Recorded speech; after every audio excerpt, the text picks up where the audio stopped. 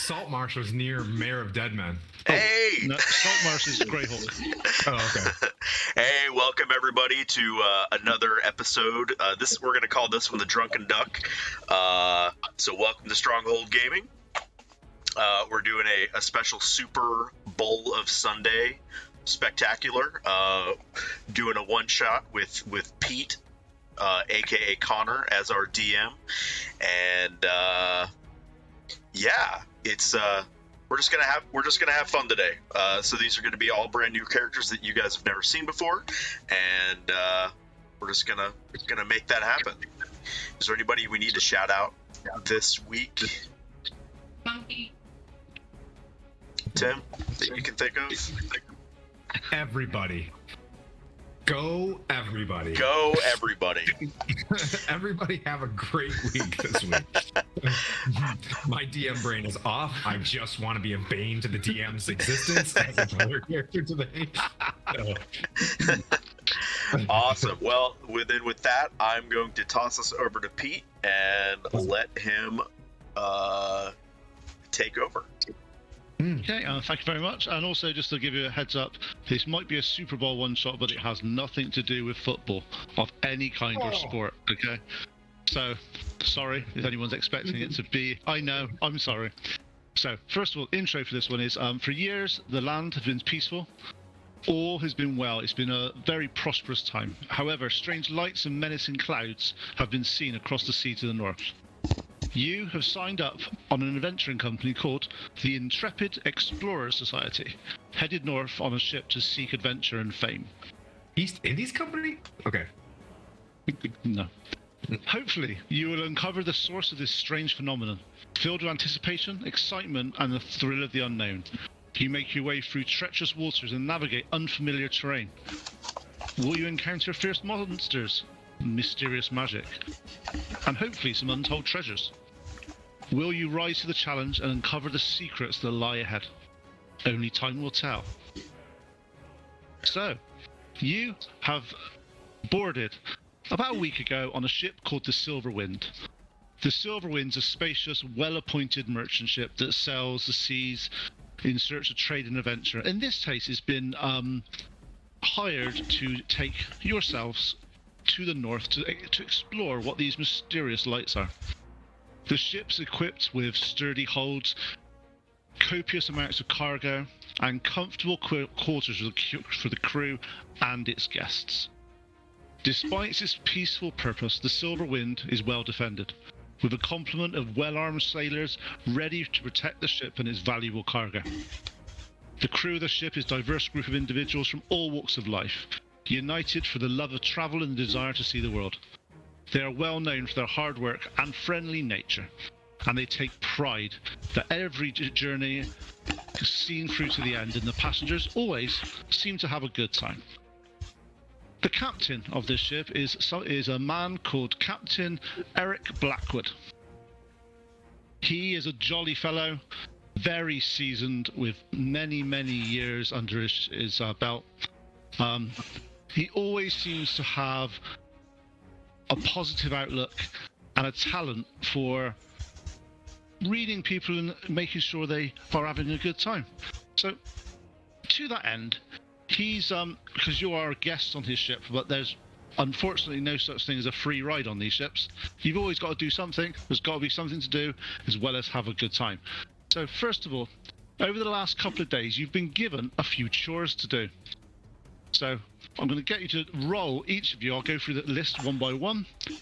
And whilst I do this, could you introduce your character, what your character looks like, and what your sort of race and class are, and just so we can go through. Otherwise, it'll just be a little bit disjointed for people that won't actually understand what's happening. So let's start the start of the list is going to be is it Urfiz?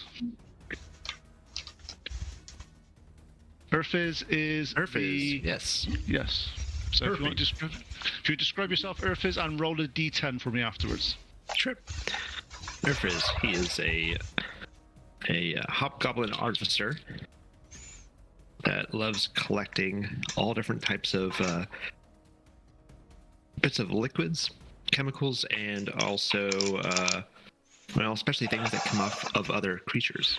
Not only does he use it for his special magic ability, he collects it, keeps it on his person, keeps it in his cloak. He's about medium height, dark hair, yellow eyes, snubbed like cat feline nose, and he has no sense of smell at all. That's probably a good thing on the ship for the sailors, to be honest. Oh yeah. Oh, but this is the best, because now he can go and explore and collect things. Because what happens in places like this, people get sick, people get boils, people get pimples, people get all kinds of things for him to Nice. collect. Interesting. And could you roll a d10 for me, please? Sure. 7. 7. Right. Your task has been given to you based on, obviously, the skills and the association that they thought that you would have. And the big one on this one is the fact is you can't smell. They've basically give you a bucket, and they get you to go down and basically bailing out the water. Unfortunately, the water in these ships gets a bit rank and a bit horrible at the bottom. And for some reason, you let it slip that you don't smell that much. So they went, perfect job for you. So for the next couple of hours, you're basically going down, picking up some buckets of water, going up, and chucking them overboard. What will I find down there? Water. What's in the water? There actually you do find some bit of sludgy, horrible stuff at the bottom that you think may be useful for you later on. It's not come from any person, but it's come from the ship. Interesting. Thank you. No problem. And to the next person, we're talking to Mama. Mama Cass, ham sandwich. Okay, so hello, I am Mama Carby, and I am a glorious 175 years young, and a Triton and a cleric.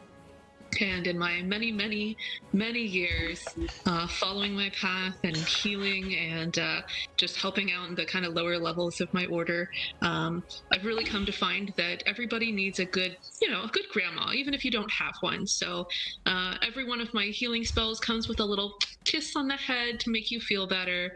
And you'll also get, butterscotch flavored health potions, and all of my mana tastes like chicken noodle soup. Oh. And I have like graying purple hair and blue eyes, and I'm a sort of bluish color and quite short. Okay. And could you roll a d10 for me as well, please? Got a 6. 6. Okay. Being that you're obviously of well likable and grandma stature, everyone loves a grandma. It's a given.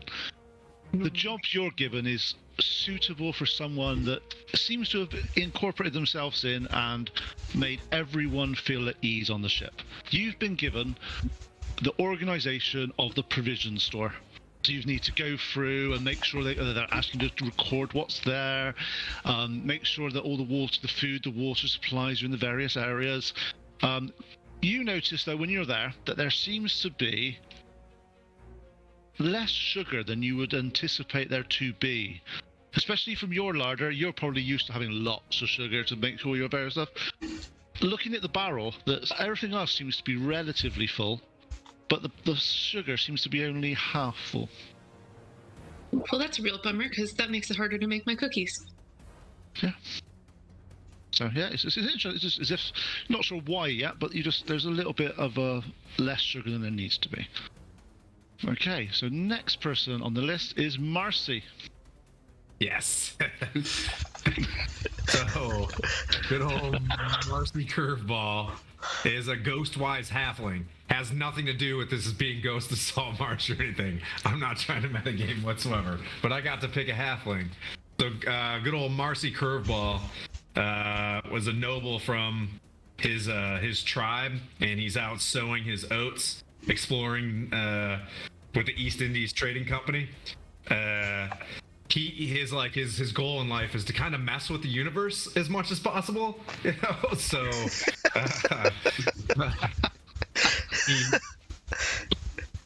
We're gonna leave it at that. But so he's a ghost-wise paladin. They're kind of in touch with the spirits and whatnot. Or paladin. You're not a paladin. You're not a paladin. Every time you say you're a paladin, Roll you get disadvantage on your next roll. Yeah, I mean, he thinks he's a paladin, but he's actually a ranger. So, yeah. Yep, he's got his longbow and his 2 short swords, and he's ready to get out there and Horatio his hornblower. Nice. And could I have a D10 off you as well, please? Yeah. Number 4. Cat. 4. Right. Given that obviously as a halfling, and you're quite nimble, you're quite used to sort of various climbing and all that stuff, they decide that you have the nimble dexterity to be able to help repair the cells. So basically, they get you in a room. They give you some thread, a sewing needle, and you're set to work. And they basically say to you, without this, if this doesn't work, we're not going to get where we need to get to. So it's on you to make sure this is done properly. Okay. Over the next hour or two, especially from your noble background, this is like, what the hell are you making me do here? This is like, this is not. Got it. However, you are quietly reminded by the first mate Isadora that you might be a noble elsewhere, but on the ship we're all equal, and this job needs doing. Sounds spicy, Isadora. Okay. Isadora. So next one is Mineral. Hello, everybody. I'm Mineral. So Mineral is a very small lizard folk for his people. He was the runt of his litter, but Mineral is a shadow sorcerer. He grew up, being the runt of his tribe. He didn't take to being a warrior, so he took up magic, found magic, or magic found him, if you will. He's essentially a street mage, as a kind of a spy of sorts. He rolls around with a dark, heavy hood to cover his big underbite of a face. He's got dark green skin with patches of yellow and an orange, patchy orange hair on the sides of his face and whatnot, if you could see that. He's extremely, because of his upbringing, being a street mage, he's suspicious of everybody and thinks the world is coming to an end. So hopefully he can change that. Okay, so can I have a D10 off you as well, please? Yeah. Wow. If it's not in the tray, doesn't count. Yeah, there's a 3. 3, okay. Based on the fact that you are, let's just say, a shadow sorcerer, they think that the most ironic thing they can get you to do is to clean the lanterns. They basically they make you go through, clean the glass, make sure it's as bright as possible, because everyone knows if a lantern's covered in crap and soot, it doesn't do its job properly. They thought it was quite funny that it would be an interesting ploy just to get you to do that instead of... Lucky for them, I don't have to do a whole lot of that. I can just press the digitation, all of the lanterns, just make them all look pretty. Yeah. You make yourself so good at cleaning things with that skill that you have been given the job across the ship now for lots of things. Maybe I'll just do it with Mage Hand as well. Just cast the Mage Hand and press digitation with the Mage Hand. They're very impressed with your cleaning skills, is all I have to say. Nice. And next one is Miss Steph. All right. Hey everybody, Ms. Death here. I'm a water genasi druid. A little descriptor, he is, say, middle-aged as genasi go. They age same as humans, so we'll go with that. He is born of some random water spirit, unknown. He was abandoned at a young age and left with his human mother. He is about, say, 5'11". Joke that one. He is has the bluest skin, blue of not just the normal ocean, but that of, I'd say, the kind you find near an island, see-through, but still blue, and you stare and you're like, I like that color. He has the whitest hair, which is unusual for Genasi, and eyes so dark they could be compared to the darkest pearls in the ocean. He has an air of superiority without actually being royal, but nobody knows that. But he claims it anyway. With that, And can I, for you, can I have a D6, please? Because I've used 4 of them up already. It's easier. 6, Yeah. 2. 2. Okay. As a water genocide and of using your various skills, and they don't really understand your race that well. It's not a common race at all. They seem to think that you'll be really, really good at anything involving water. Because obviously, I know it's slightly stereotyping, but they see you, they've got full of water. So they basically hand you a mop and say, scrub the deck, make sure it's working, make sure it's clean, and make sure it's done. Little do they know. Let's make sure. So, what spells do you have? I can shape water and just move it about the deck in a way and fashion that would clean it quite easily. Yep. So you do. Also, whilst you're doing this, you might want to look at your druid spells. I'm not sure if they've put on your sheet. So okay, so yeah, you use shaped water. You do some various. You basically water bend the water around the ship and basically squirt. It gushes round like a torrent, and it's the cleanest deck it's been in a very long time. Very impressed with you, and they're like, we've got some decent passengers on this board this time. Normally, they're a little bit useless, but hopefully, this should be a good day. No, thank you very much, Miss Steph. And last but no means least, Ollis. Is that your production name? Ulysses. Ulysses, okay. Ulysses is a Minotaur. He is big even for a Minotaur. He's 9 feet tall, a little over 9 feet tall, right around 450 pounds. Despite his size, he's really easygoing and laid back, and he doesn't... he's not real big on combat and fighting. He's more of a learner, and he's more interested in the arts as a warlock. He grew up happy, poor, but had a good family. He got made fun of a lot for being more interested in books and learning than bashing things with his horns. In spite of all that, he's not real intelligent. But he just enjoys reading and learning what he can. Fair enough. And for you, it's going to be confusing. Can I have a D10 from you? Because it still works out easier for my brain to work it out. That's a 6. 6, 1, 2. Okay. So for you, because you're quite strong and if you're physically big, what they actually need you to do is there's a few. As in all old ships, they get quite a bit of swaying, a bit of movement. Some of the boards on some of the various areas, they pop out now and then, and they need someone big and strong to be able to hold them in place while some people bang nails in and keep them together. So you're basically a labourer for a best part of the term for the next couple of hours, sort of helping the crew put the loose boards back into place and moving things, and yeah, proving very useful. So if there's any spells you want to do whilst you're doing that to help out, it's up to you.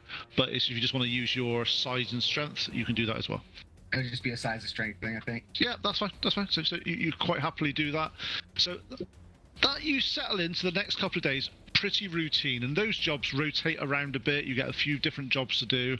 The one that everyone hates, I will warn it you now, is polishing the brass. It's the most boring job on the planet.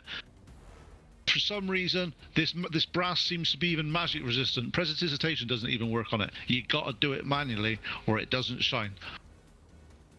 So, everything seems to be absolutely wonderful on the ship.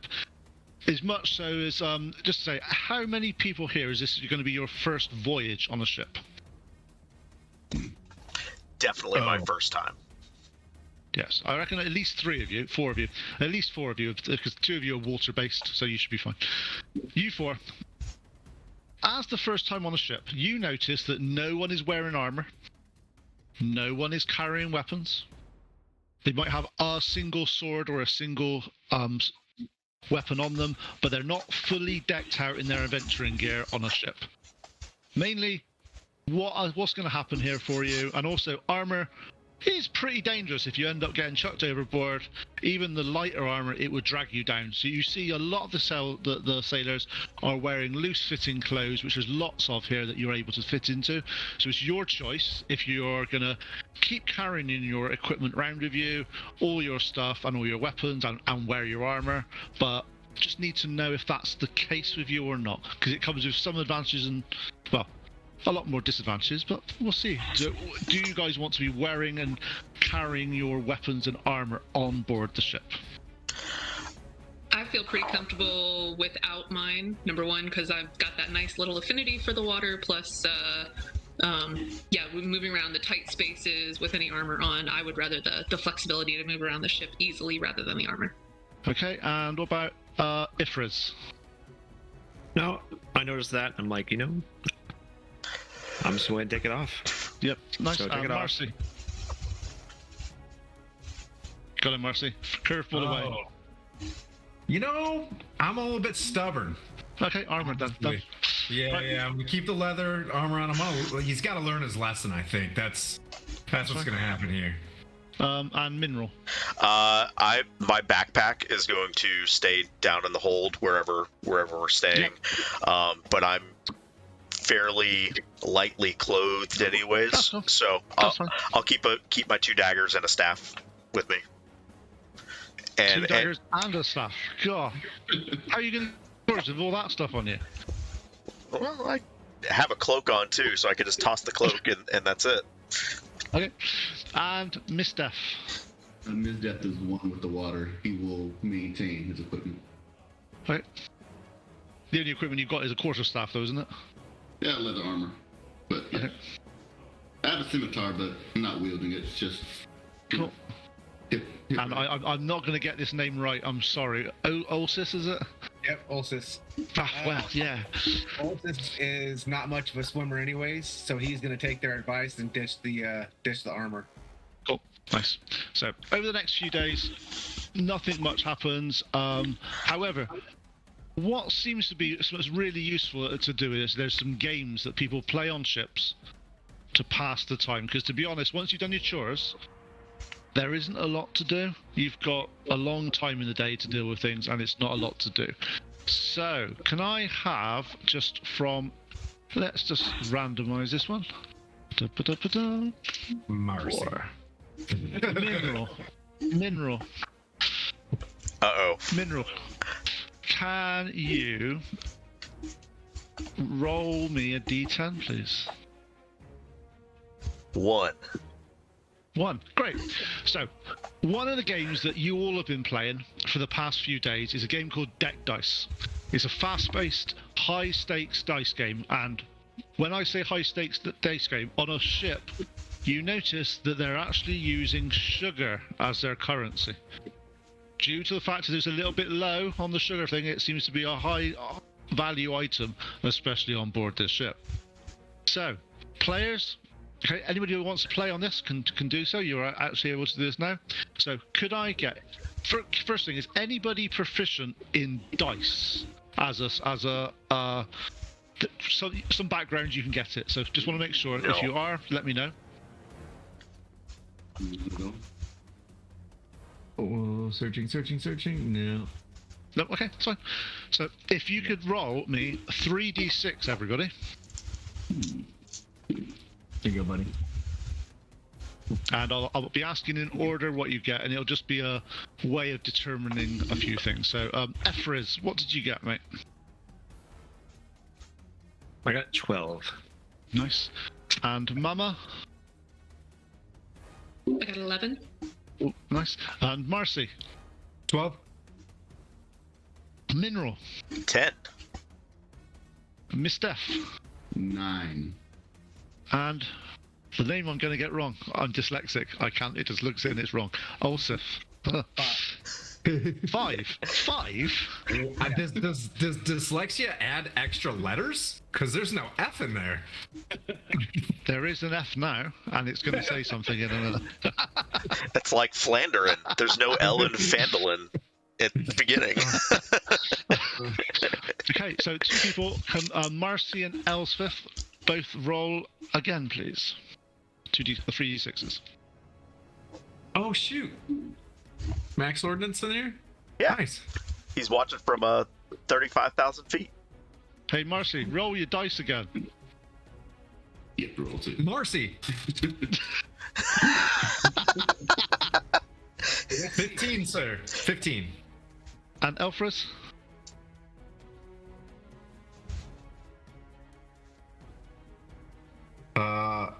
Elfris, what did you're muted, by the way. I'm re-rolling. Okay, cool. Sorry. Oh, this cave. 12 dollars. Yep. 8. Okay, Marcy, after about an hour of dicing with your friends and the crew, it comes down to a showdown between you and one of the crew members. The crew members is Tiberius Crown Silver. He is the quartermaster. He's a half-elf who is responsible for managing the ship's supplies and finances. Also, just what you have noticed, there's a couple of other games that have been going on. He seems to be extremely capable swordsman. There's the odd duel that's broken out on boat to keep things out. He seems to be very good at that. But in this one, he's going to sit down. He looks at you, cracks his fingernails, and goes, "So, Marcy, are you a curveball for a reason? So let's roll some dice and see who wins this one." And he rolls the 3d6 in front of you. What do you get, Marcy? All right. 12. Oh, yeah. He gets 12 as well. And he's like, "Oh, nice. It's the dice off! Let's see if we can do this again." Ooh. Oh. 16. 8. Okay. At this point, he does it, and you see him. He's got this really nice bag of sugar.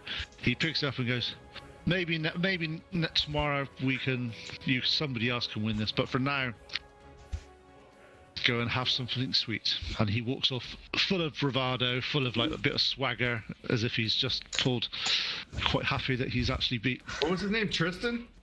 Tiberius. Tiberius. Yes. Okay. I hope you're writing down these names, Tim, so I will be asking. Okay. Tiberius. I'm curious about Isadora. She seems pretty spicy. Tiberius. All right.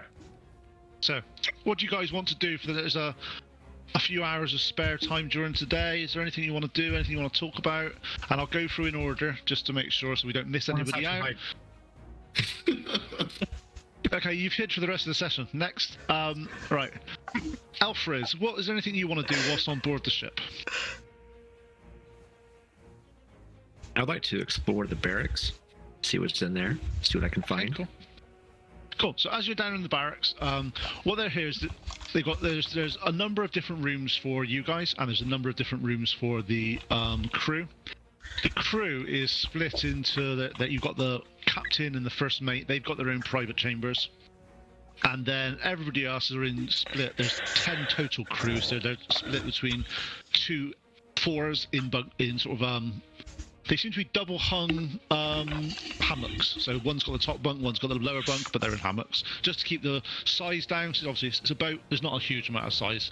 So the first room you're in seems to be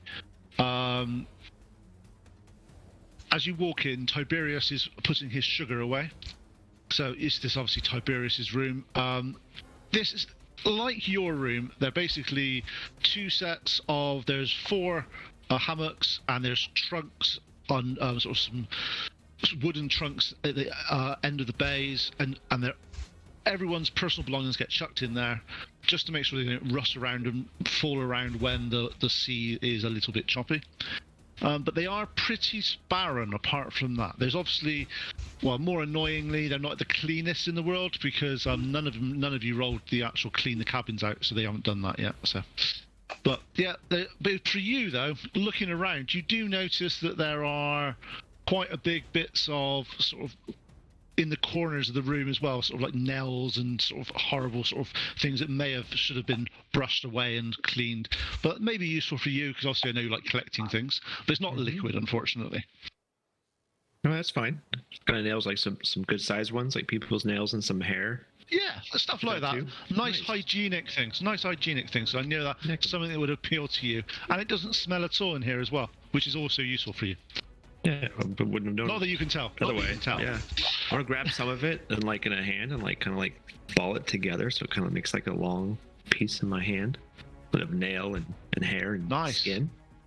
About that, and I'll put it in a little file, just cork it, put it here, and be like, It's gross and absolutely terrifying. Okay. And so whilst you're doing that, Mama, what do you want to do?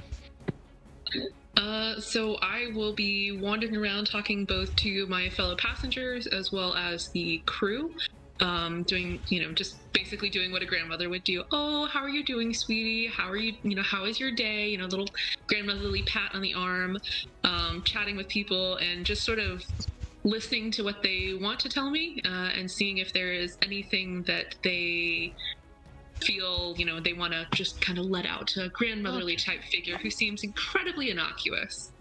Could I have a persuasion roll from you, please, just to sort of mimic your being nice to them and seeing how you get on? It doesn't matter if you're not skilled or not, it's just more of a...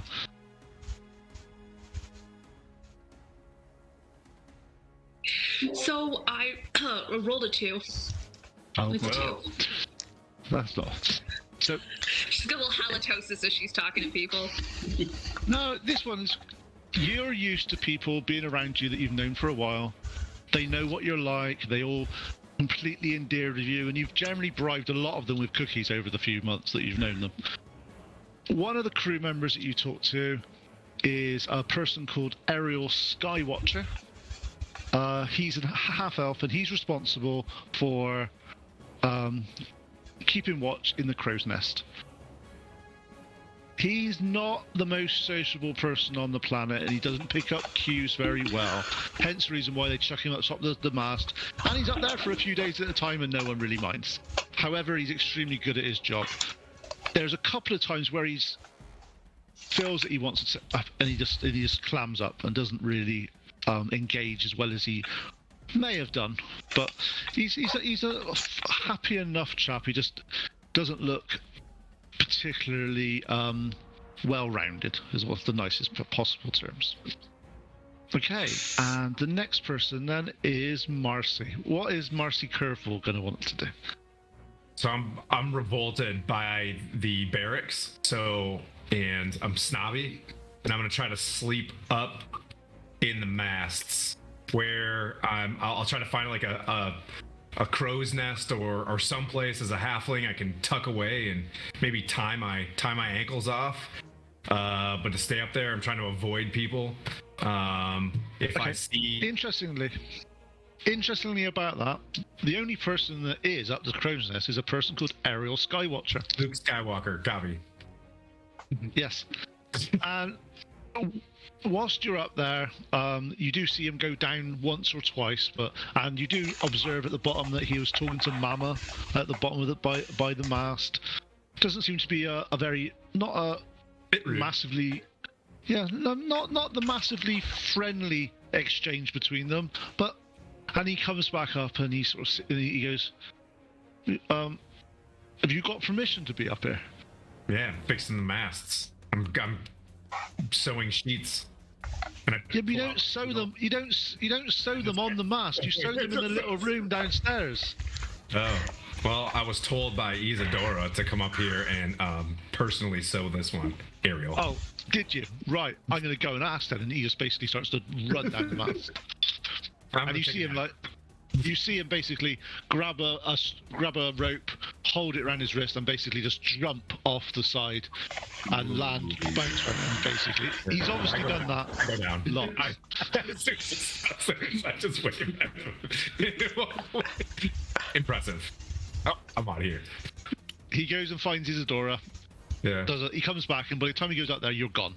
And he's like, "Oh, But, and then you see him looking around out there, going, Take a little book, and I'm like, stab Ariel. That's okay. And the next person, Miss Steph, what do you plan on doing? Being the loner that he is, he's going to walk to the front of the ship, I guess the prow or bow, or I don't know what they call that one. But he walks there. The front works fine. Attempt to speak with animals. He's gonna yell out, "Hey, you guys!" And they're like, "So, what's happening? What's the weather like? What's happening?" You know, just talk to the fishes. My people. Okay. So, as you start to sort of talk to fishes, you start to see some of the bigger fish sort of coming up. A couple that are around here are sort of, there's like a sort of tuna size, which is a really nice fish that comes up, and they're like, I wouldn't be going north if I was you. Don't go north, and then just disappears. It goes. Where are we going north? I don't know. We're going north. Looks like we're going. You're going north. Just assume north is to the front always. Yeah. Whatever is front is north. Left is always.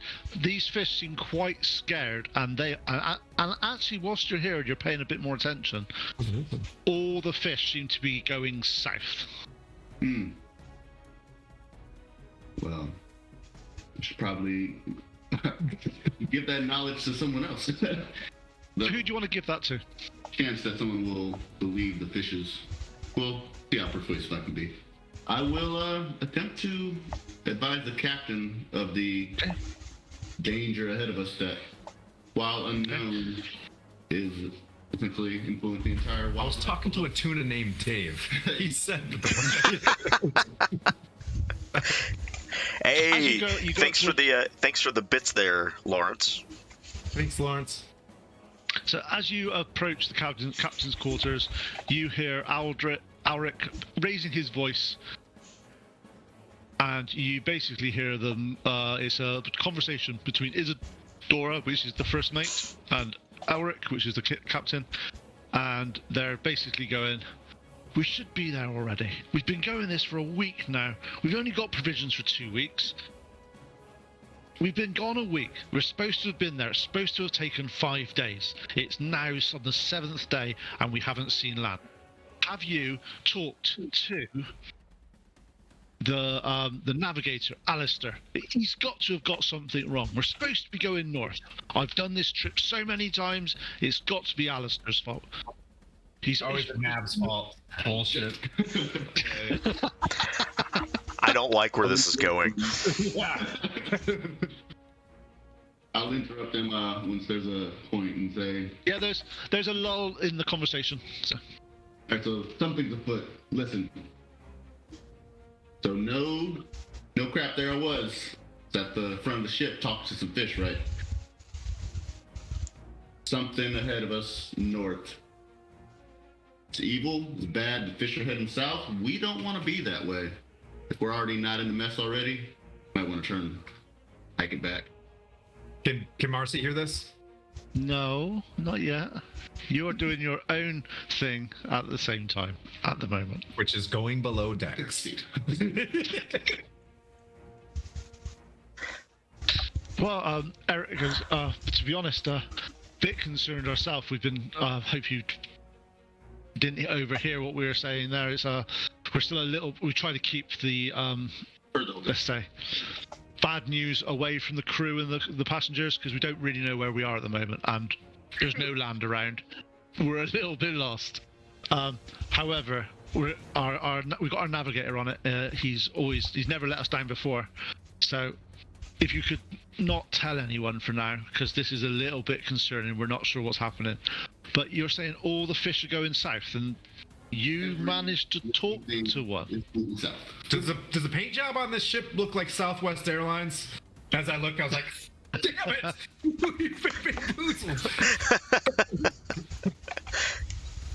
Don't want you. Worse, it's JetBlue. Yeah. I have no idea what you guys are talking about. It's our Ryanair. It's our equivalent. Oh, okay. Okay, fair enough. Enough said. Yeah, so I advise him I'll keep it to myself. I'll convene with the fish once again later tonight and see if that'd be good. I have some guidance. Appreciate that. It's been a long time since we've had someone that was able to sort of talk to the wild, sort of the fish like that. Thank you for being on board and finding out. This could be very useful for us.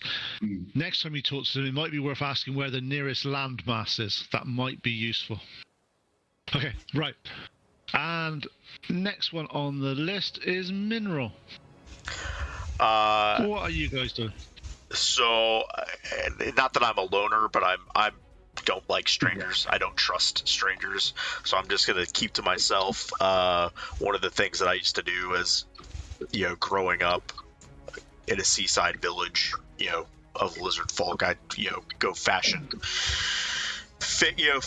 I'm just basically gonna go fishing. I'm gonna go down and in my backpack and start taking apart some rope and go to the stern and as you tie off some stuff. As they see you uncoiling some rope, one of the other members of the crew is a dwarf called Thorgrim. He's quite a burly dwarf. He is the engineer, the master craftsman of this ship, and he walks up to you and goes, "What are you doing that for? Look, here." And he gives you a rod, gives you some stuff, and goes, "Look, if you want to go fishing, go fishing. It's a ship. Of course we've got stuff to do this." Haven't you ever been trolling before? You just who needs a pole? You just tie it off to the edge and let it out in the water. Think ahead. It'll be good for you to go and do some proper fishing. Can you show me? Well, God, hang on. I'll see if I can find. I'm not really much of a fisherman, but I know someone that is. Get down to the back, and Petra will meet you down there. I'll go meet Petra. Okay. At the end of the thing, you see Petra, who is covered in sort of black powder and various things of some sort of steampunk-esque goggles this face, like sort of soot around their eyes, and she's like, fishing. I've been told you want to learn how to do some fishing. There's two ways of doing fishing. The interesting way, and the way that guy wanted to show you. What do you want to learn? I had a different way of fishing myself, so let's go with your way. Well, over the next couple of hours, wind dies down, and it's a little bit more of a still water. And at this point, Petra goes, "What's this?" And you see her go for her bag, comes out, and she pricks out this little stick. And you see her go. She watches it in front of her hand, starts to come down, gets about halfway through. You guys never seen dynamite, so you'll fight it, and you watch, and she throws it in the water, and then 3, 2, 1. Then 5 or 6 fish just float to the surface. And she goes, "And this is how we fish." What kind of magic is that? We use this to fire the ship's cannons. It's really useful stuff. But you've got to be very careful, and that as you look at her a bit more over, you notice on her left hand she's got only one finger. The other 3 are gone. How did that happen? Hey, 1 second, guys. I'm going to start heading over to Cub Scouts. I'm going to put you up on my phone, but I'm going to be off video, still listening. Okay, cool. And she's like, "Well, I may have misjudged the Bernie thing at the top. Not sure if yeah." So luckily, he said the doctor I didn't lose my hand, but yeah, it was a bit touch and go. But yeah, let's get some fish. And let's get some fish. So you managed to get sort of 6 reasonable sized fish. They come back on board. You take them to Balthazar, which is the cook. He's a gnome, absolutely mad as a hatter, but is the best cook on the absolute. He makes the best meal with this fish that you've ever tasted. So nice. That's your one. Nice. Next one, Miss Death. Yes, indeed. So what do you want to do on the boat? He talked to the fish. I just talked to him. I've done to that one. I thought it was Marcy. The last one is Ulysses then, sorry. Ulysses is go down to the galley and offer to help the cook with his tasks. Okay. Which apparently is cooking fish now. No, initially it's not, because there's no fish to cook. However, during the next hour or two you're down there, you're helping them with the ingredients, you're helping with the cook that you're at is Balthazar. He is literally, as I said, if you could think of the most eccentric gnome on the planet, likes to do things his way, but seems to just, with random ingredients, make the most beautiful food. Halfway through this, he's making some stuff, and you notice that all the food that he's doing, he's adding about a handful of sugar that probably shouldn't have been there. Uh-oh. Okay. He goes, yeah, if you put the sugar in, everyone likes it more. I've just found here that if I add sugar to my food, people think it's nice. So I do it, and I make sure I've got a supply. And he taps his nose and goes, "Don't tell anyone." Ooh. And then halfway through that, you hear a big outside. Everyone runs to the back of the ship, and there's some fish. And there's lots of fish being made.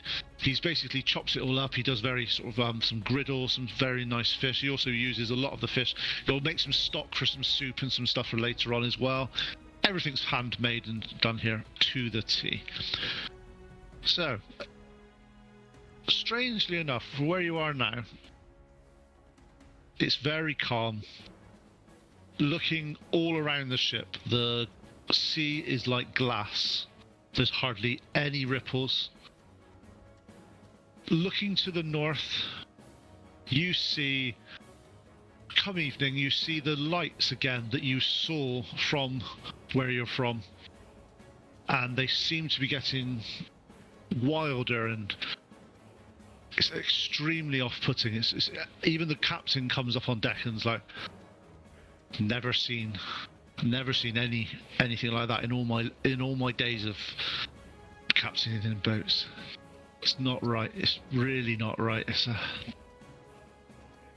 to be honest, I think we probably need to start having a conversation about turning back. It's not where we don't know where we should be there by now. As he says that, Alistair, who is a halfling, the most chatty halfling in the planet, comes up and he's like, just look, sometimes the ships are a little bit slow. Wind has a habit of coming and going. Look at it now. You can't say that we need to be there in 5 days. Only been 7. Look at this compass. Gets the compass out. The compass is showing true north. He goes, look, this is where we are. This is the compass. We are going north. This is exactly where we're going. We can't be going anywhere else. You guys are all there. Do you guys want to do anything? Yes. He's a halfling. I'm like, look at it. And I'm like, from my extensive navigating experience, I completely agree. I went to Waterdeep University for navigating, and that compass is tight. Can I have a deception roll, please? Yeah. No. Let's see here. Deception? What even I have? Oh, -1? I have 8. What'd you get, mate? 8. There's no such thing as Waterdeep, apparently, in Greyhawk. No. And he looks at you and he's like, thanks for the assist. But try to make it... He leans in a little bit. Try to make it more believable next time. Okay. As he steps out, he's like, don't worry about what that one's saying. Look at anyone here that can use a compass. Look, Captain, you've been on the ship for years. He gets the compass out. True north. And he's like, yeah, you are right. Yeah. And there's a few conversations about who's done this trip before. Captain's done it 20, 30 times. He does it at least once, twice a year. And he's like, it's just not. However, over the next day, there is no wind. This ship is just wallowing in its own filth, basically. Just sat there, not being able to do anything. Well, What do you guys... Mineral sees this as a very bad omen, and he's basically just going to keep to himself and pray to Asilis. And it's like, what is... Asilis, this is clearly a bad sign. What do we need to do? Okay. What about Ulysses? What do you want to do? Ulysses is just standing by because he doesn't know shit about sailing. One thing you will say is... Mentioned that he, based on his reading, he has read that magnets can mess up compasses, and there could be things that interfere with compasses. That's Also, what I was saying. That's what I was saying. That's what I was saying. Also, one little thing, Ulysses, have you looked at your racial abilities? No. Oh, you're a Minotaur. I am. Just saying. Go read them, and then I'll get back to you in 2 seconds. Yeah. Yeah, can I be really smug? Because I just, I'm like the smug rich kid elf halfling. Like, aren't you a Minotaur? Use your horns, bro. I'll be like, Can I take a look at the compass? Yep. The compass Yes. looks extremely well made compass. You've seen the odd compasses that are usually housed in sort of the bigger libraries and all those sort of things. It's not usually an item that people have. Obviously, you've not been on a ship before, but this one is looking at, obviously from an artificer background and going through there and looking at. It's extremely well made, and it's obviously been made by one of your brethren at some point. It's the Kalman filter. That damned Kalman filter. Okay, and we'll just go back to Ulysses at this point, and as the compass is Still being here. discussed.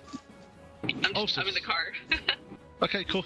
Ulysses, you're looking at the compass. You're looking at its north, and you're like, "Yeah, that's definitely north. I am 150% sure that arrow is pointing north." all right. And people look to you and go, "Well, what do you mean? You can't know which way is north without a compass. That's what it does." I always know which way is north. Doesn't everybody? Yes.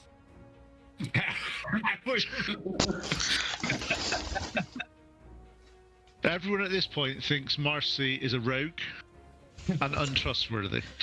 I don't trust anybody here. Not even the crew. I'm doing this, but there's nothing in my hands. I'm doing this and scanning things. Okay, Mama, are you able to... Is there anything you want to do? Yep. So I've got my whole underwater breathing thing, and I think what I would like to do, because I'm a grandmother and at this point in time really have 0 F's left to give about the sight of my own body, I think I'd like to strip butt naked and jump in the water and just kind of swim around a bit and see if there's anything in or around the boat that might be causing it to flounder, to not move forward, and just sort of see what's under the water. Okay, it's cool. So you see Mama go to the bow of the boat, look around, without a care in the world, just literally disrobe, shake her hair, and dive off the boat into the water. And since I am driving right now, I can't give you like an investigation roll, but I think when That's fine. did I can my do this. last I one, can like, do this. +1 or something. I can look at your sheet and do that for you. That's not a problem at all. So, investigation. It's going to be the best investigation ever. Yeah, as you're down there, one thing that is noted, where you are now, You've been here for a few days. It's been flandered here. There is no more fish around the boat. Okay, so I'll come up, come up to break the surface and, guys, hey, all those fish that were swimming south, I think they're all gone now. Yeah, we blew them up.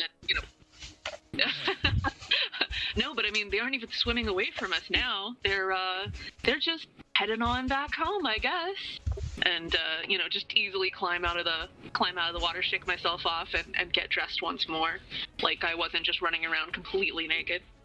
Yeah, you're noticing.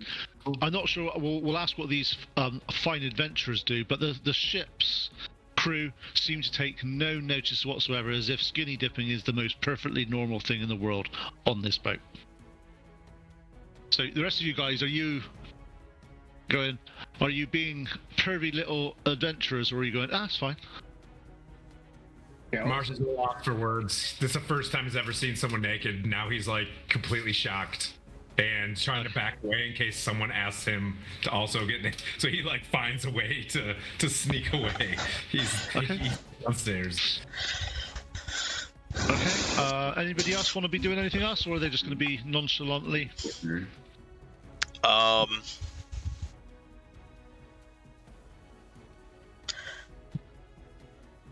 Yeah. No. Sorry, I was looking at my abilities. I try to do just a nature check, just to see if I can sense anything that might be going on, or if there's. Actually, I'll do an Arcana check, just to see if maybe some sort of magic going on around us. 14. Nothing magically at all that you can think of here. However, from your... No, you haven't. Okay, I'll just make sure. No. Doesn't seem to be any earring of sort of magic at all and all that sort of stuff. Yeah, this just isn't good. This isn't good. Yeah, I'm gonna be walking around the top deck of the ship. Just, this isn't good. This isn't good. This isn't good. Hearing that the fish are essentially non-existent in the area, I'm gonna do a nature check to see if Cool. water itself is unnatural or what. That's a good check. With nature. Get down, Chippy. With a 16. Get down. Okay. You notice that you've been out to sea a fair amount of time in your life. You've done various excursions. You've done various trips. This water, to you, is like being on a lake. There is no turbulence. There's no wave. It doesn't rise and fall. It's like perfectly clear and flat, which is really weird as far as the sea's concerned. It doesn't happen. Not characteristic of the ocean at all. Okay. Not in the slightest. Okay. So, over the next few hours, with you're all pacing the deck, being a little bit concerned. So's the crew, especially Alistair. He's starting to sort of. He's happy that there's another person on the crew that believes him. Ulysses, that actually north is north. To be honest, it's not the hardest thing in the world when you've got a compass, but they were all questioning his ability. It starts to get darker. Where you are now, you can see, even when it's dark, the moon comes up, and you can see for miles in all directions as the sun is basically bouncing off this crystal clear and mirrored like sea with no... It's very, very off-putting. However, over the next few hours, what you can see seems to get less and less and less, until it's as if there's a mist or a fog or something that's coming in from all around the ship.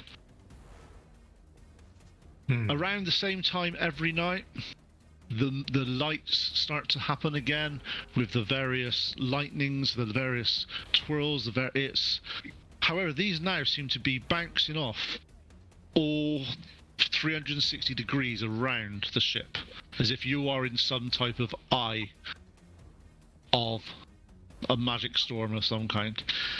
Anyone with Arcana can roll an Arcana check. You've got to be proficient in it. If you're not proficient, don't roll. 16. Nice. A natural 20. 13. Nice. So, anybody that got above 15, you are looking at your arms, and your hairs are starting to come up on your hair, back of your head, back of your neck. All the hairs, like static electricity, seems to be.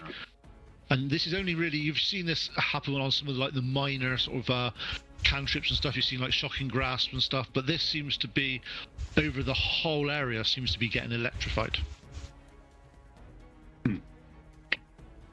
Total sign. Need to take cover. Somebody yell and begin to run. Maybe that's there somewhere. Yeah. So you all going below deck? I'm just still talking to myself. Like, this isn't good. This isn't good. This I'm isn't putting good. myself inside of a cannon. Okay, you're inside of the cannon, fine. Right, so you're inside I'm the gonna follow cannon. them. Below. Everybody else, Miss Steph saying we should get down under the deck. I agree. Who's following him? And so one's gone in the cannon, and everybody else has gone under deck, or is there anyone staying on deck? Is there somewhere under the below decks that has a viewport or something where I can be somewhat shielded but still be able to see outside, like an arrow slit, cannon port, anything like that? Yeah, there's a small area at the front that's got a small raised platform, which is what the two cannons, and there you can actually just about see out of them. So you can All right, do that's that. where I'm going.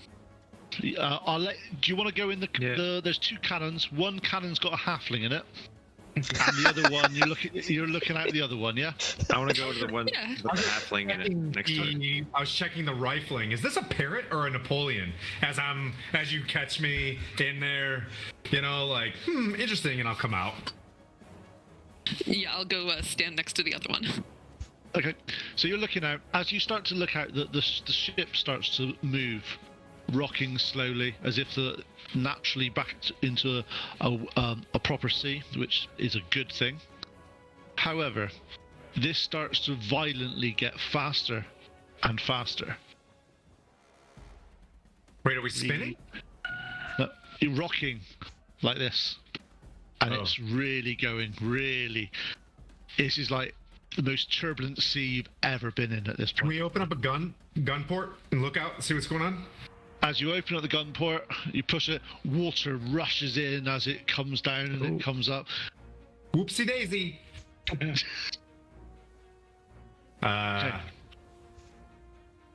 Going lower. I'm going to the bilge deck. I'm going lower. Going low. Okay. Right. So the Silver Wind is currently being battered by a massive and powerful storm. The wind howls like a pack of wolves, whipping the waves into a frenzy, So you got and causing the ship to rock violently back and forth. cheese. The crew is fighting to keep the ship afloat, but it's a losing battle. The ship's timbers groan and creak from the strain, and the crew, you can hear the sound of water rushing in through holes and seams in the ship. Despite their best efforts, the Silver Wind is no match for the ferocity of the storm. The winds and waves continue to batter the ship for several hours, breaking piece by piece. The crew desperately tries to secure damaged sections, and with your help, however, some of the sections is just too late, whilst huge sections are being ripped off this boat as it crashes over the decks and the wind pulls the ship down into the depths. The crew is tossed around, struggling to cling to anything that will keep them alive. Some manage to grab floating debris, but most are lost in the storm. Those who survive, which will be everyone in this room at this moment, could I have a Constitution saving throw from every single one of you? I'll roll for you, your mama. It's fine. Thank you. 13 plus Sorry, I'm 5. gonna keep myself muted because it's windy as hell out here. Mineral has an 18. I'm going to take the dog out real quick. Herford says 24. Sorry, 2 seconds. Let me. So. Mineral has an 18. Okay. Alfred, what did you get? Alfred's 24. Nice. Artie. And Mama got that. Marcy. Marcy's not there at the moment. It's fine. 14. 14. Okay. Yep. Miss Def 17. and Ulsis. 22. Nice. Okay. So there's two of you here that can have a slight advantage on this because of your backgrounds and your that you have a swim speed and the fact that one of you can breathe underwater. So, right. So I'll describe the next part to you. Those who survived themselves find themselves washed up on a remote shore with nothing but their clothes and the scattered remains of their ship. People that had their armor and weapons on them, I'll go through that in a minute, and people that didn't, we'll figure that out in a bit as well. The wreckage includes damaged chests filled with supplies, broken pieces of wood, and scattered debris. Now, what we're going to do here is this Constitution saving throw is going to be the order that you guys wake up on the beach.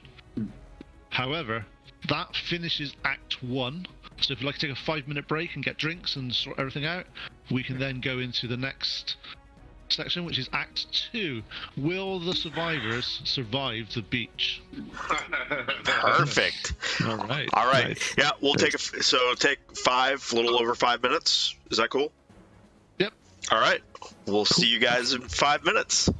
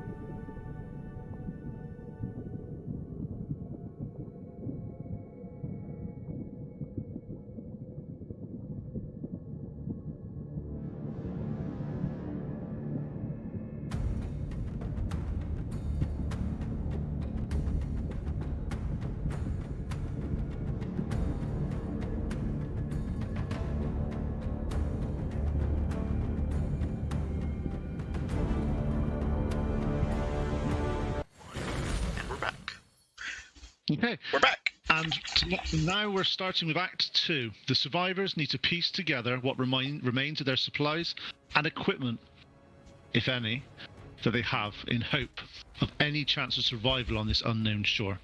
The storms may have taken everything they had, but it's given them a second chance. A chance to start over and forge a new path. So the first person that awakes on the beach is Mama. From her background as a Triton, and obviously her race is she woke up, she wasn't too, however, you feel that you've been battered, bruised, chucked around. You come through on a beach, you wake up, and you look around, and all around you is strewn debris from the various ships, and in areas you see the odd body just rolled over and not conscious currently. What's the first thing you do? So if I just feel battered and bruised, but I am not actually like dead, dying, I don't feel like that.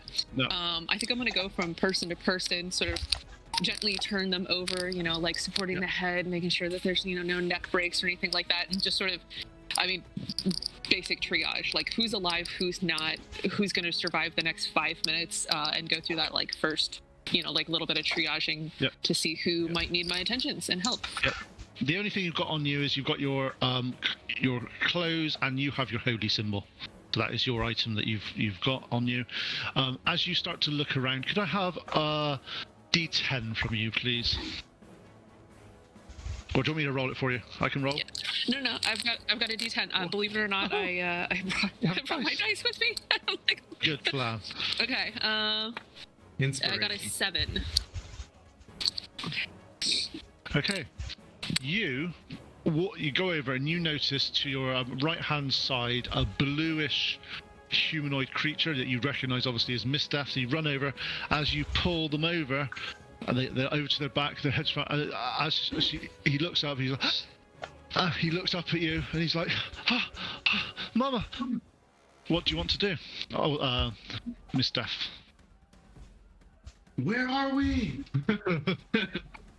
What year is it? And I guess I'm really just gonna like sort of pat him gently on the forehead. I don't know, sweetheart, why don't you just lay here for a second? Mama's gonna go check everybody else, okay? And like, just because he doesn't look like he's dying, go on to the next person. And as you do that, Miss Steph, you do realize that you've been battered, you've been bruised. Luckily, Walter's your friend as well, so you've actually come through the worst of this with next to no problems. What do you want to do? Being the druid at heart, even though I'm not too fond of individuals, I will assist with the triage. I will do a medicine, not check, but okay. Could I have a D8 from you, please? If you guys haven't figured this out, it's the easiest way of randomizing who gets players and who gets what is get them to roll a number. That's just the easiest way of dealing with it. That's a 4. Okay. You get to Marcy. You do find that he is currently unconscious. Breathing shallowy, but not life-threatening, but hasn't quite come to yet. Do I assist them in any way? Do I need to do a medicine check to find the issue with them, or to help? If a medicine check would be good. You also have spells that you're able to cure people as well. Okay, 15. Okay, you notice that he's shallowly breathing. He's not. It looks like he's just had a hard time in the water, and he's conscious. He's breathing. He's just not woken up yet. You try to shake him a little bit, and he gets a little bit groggy, but he's not quite woken up yet. He is conscious though, and he's not dying. No. Okay. Yeah. So the next person to wake up, I'm up. You're not up. The next person to wake up is Ephraim. Excellent. You wake up on the beach, sand, That's what he says when he wakes up. Excellent. sand stuck to your face. You look around, you see Mama and Miss Steph going over to people and seeing if they're okay. You look around and there's parts of the ship all sprawn across the beachhead. So what do you want to do? I'm gonna be genuinely concerned. Like, get up, like, oh no, this is awful. Wait, I'm checking to make sure I didn't lose my stuff. Okay. Did I lose anything? Give me a second. That would be horrifying. Yard sale. The only thing you've got on you is a small bag of tools to do with your stuff. Everything else at the moment you've been stowing away because obviously you were unarmored and you've kept your stuff away. You've got a little bag of your vials and stuff like that, but that's about it. All right, I want to go start looking for stuff like that I can use. Okay, cool. Could I have investigation, actually perception roll first, please? It's trying to look a little bit.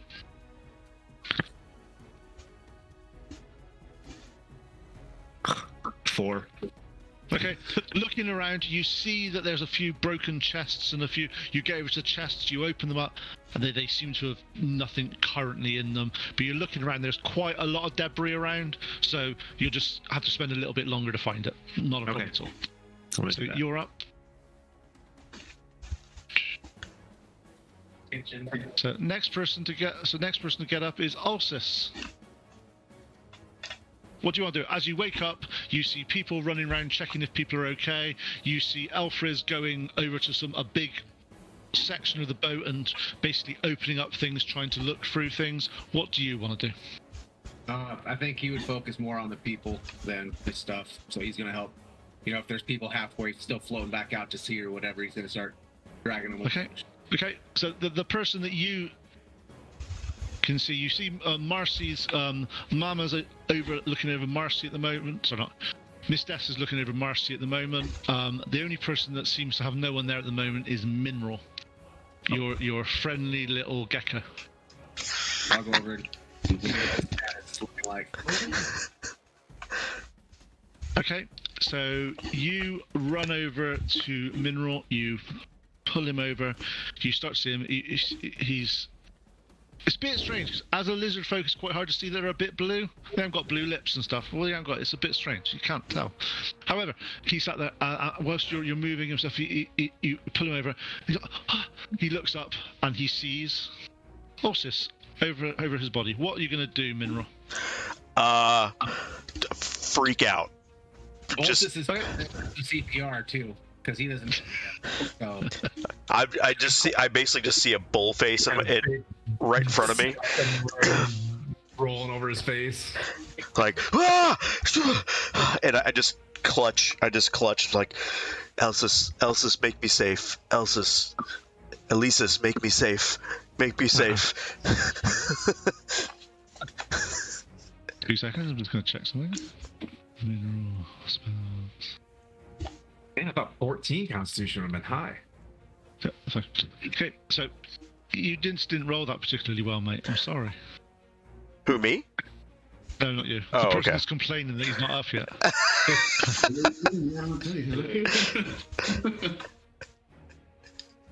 Okay, yeah. So you're. Yeah. So you're up. You get a bit. So you manage to sort of squirm your way out. You look around you. You're seeing that everyone seems to be accounted for from your 6. There doesn't seem to be any crew members that you can see. Looking around, you are seeing various sort of chests and parts of the ship being washed ashore. Ghost. Damn it! That was a ghost ship. Damn it! I would pat myself down and do. You're relatively okay. The only item. So just make sure you are mineral. Mineral is that the only thing you've got on you is your spell focus. So my staff. Okay. Your staff and your clothes. That's it. The rest of your items have been stowed away and you haven't got them. Even though I kept my daggers with me. They're gone. Yeah, They washed away. No daggers.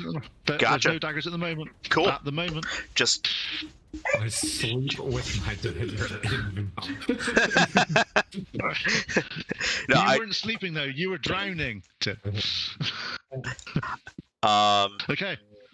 So what do I do? You got you look around. People seem to be all accounted for. Marcy still hasn't woken up yet, but obviously wanted a nap. Is somebody helping him? Yeah, Mama's there. Mama? No, sorry, Miss Steph's there. I- Miss Steph's there. I'm pretending to be sleeping since she's like comforting me. I'm just like loving it. I don't really have. I'm going to. Yeah, I'm just sitting there with my little hand on his forehead. I'm gonna start searching through through some of the floatage or the. Okay. Could I have a perception check from you, please? Ooh, that was a good one. 19. Okay. You managed to find a small chest.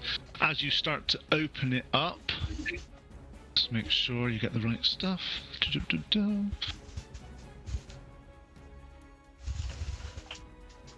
You start to look through this bag of things you find. A light crossbow, some bolts, a couple of daggers, you find some leather armor, you find a quarterstaff, you find a backpack with some crowbars, some hammers, some rash. All you don't recognize this stuff, but it's definitely someone's. Right. Cool. Like, oh. I found some stuff. I'm gonna take the daggers and put them in my belt, if I still have a belt. Yeah, you And a just have your cloak. clothes in your belt. Okay. Yeah, I'll pull that out. It's like I found some stuff. Okay. Anyone, you all hear that, and he's basically found a bag of stuff. What you're going to say? Are you saying what's in the bag, or are you just saying found bag of stuff? I found a bag of stuff. Okay, cool.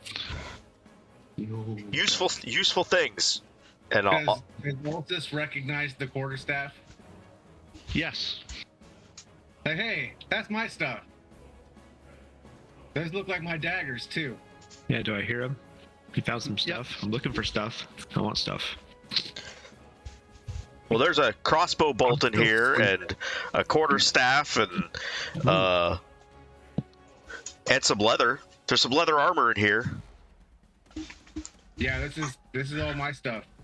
This was my chest that was in my quarters. Well, I had some studded leather, and I had a crossbow. Okay. So that's the end of the first round. We'll carry on in the same order as you woke up because it's just easier for now. So Mama, everyone's sorry, I forgot. Someone's wandered off. Get back at your desk. There you go. Marcy, you wake up. Everyone is together. You hear someone shouting that they found some stuff. Everybody else is moving around. What do you? Probably mine. It's probably mine. It's probably mine. Okay. Marcy, key indicator for you. You had all your stuff on you. Right? So 100% MWE. Excellent. yeah, you have a short sword still. The rest of it and your armor is sort of cracked and as if it's been like sea water getting in on it, which isn't the best for armor and leather. It's all right, it just doesn't look particularly good now. Leather is not very happy when it gets wet with seawater. Just to say. Fine. I'm like, ugh. Yep. The rest of your equipment, Like, you've got. Yep. Sorry. But what are you going to do? You wake up last. Are you going to go and look for some equipment? Or are you going to look for see if there's any more survivors? I'll look for equipment. He's pretty selfish. Okay. Can I have an investigation roll, please? Sorry, no, perception roll. Sorry, ignore me.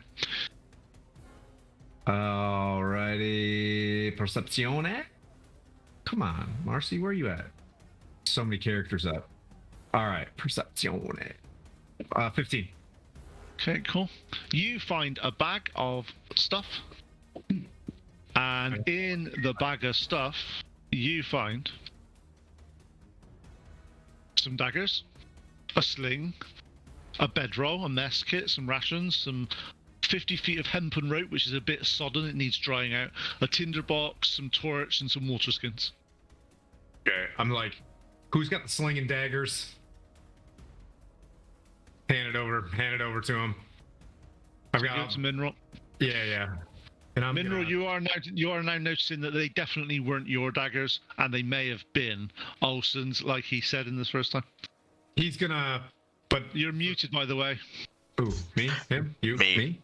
Yeah, it's like, here, I'll hand the daggers back to Holsis.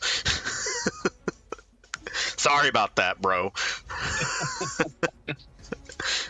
Take up Okay. No. So back to the top of the wake up order. Mama, everyone seems to be awake and moving now. What do you want to do?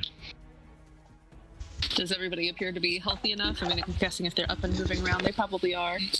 Yeah, they might be a little bit groggy because they've been bashed around in the sea a little bit, and apart from you two, the other four do look a little bit sort of blue, as if they've been like quite cold. Okay. Quite hard to tell on the gecko, obviously, but we'll leave it as a bit of flavor text. Okay. Then I think what I'll do is probably investigate, just sort of look around the area, and specifically I'm looking to see, are there any healing potions that are spilled out, leftovers from anybody, and are there any other like supplies, like is there wet linen or something that I could use to bandage anybody up later on? Okay, cool. So could I have a perception check from you, please, just to see what's around first? I'll roll you a d20, and then you'll have to tell me what the plus is. Yeah, on I can sort that out for you. that. 13, and then whatever my plus is to that. 13 plus 2 you got for that, so that's 15. 15. It's okay, so whilst you're looking around and trying to find some stuff, you do find a small box that looks like it's some dry provisions in a barrel, that may be useful for you at some other point. But you also notice that you find a bag of items, and the items are as follows. You find a crowbar, a hammer, some pythons, some rations, some more hope, a tinderbox, and they all seem to be quite small sized for a very small person and very well made.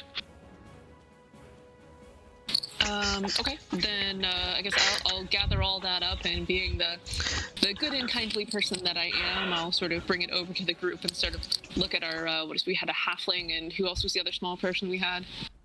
Mainly the halfling. Yeah, bring it over to our halfling here, and hey, buddy, is this yours? Were you missing things? Yeah, And of course, I know he's going to say, of course, yes. I packed right before the game, so I didn't pack very good. So I grabbed my stuff, my useless buck.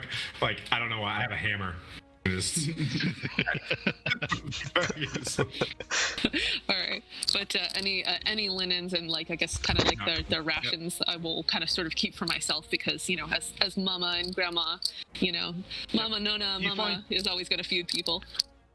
Currently, you found the food, you found this bag. You do notice to the far right, a little bit further on, it looks like some of the cell is washed up, which may be useful for you later, but at this point, you can't quite get there in this turn.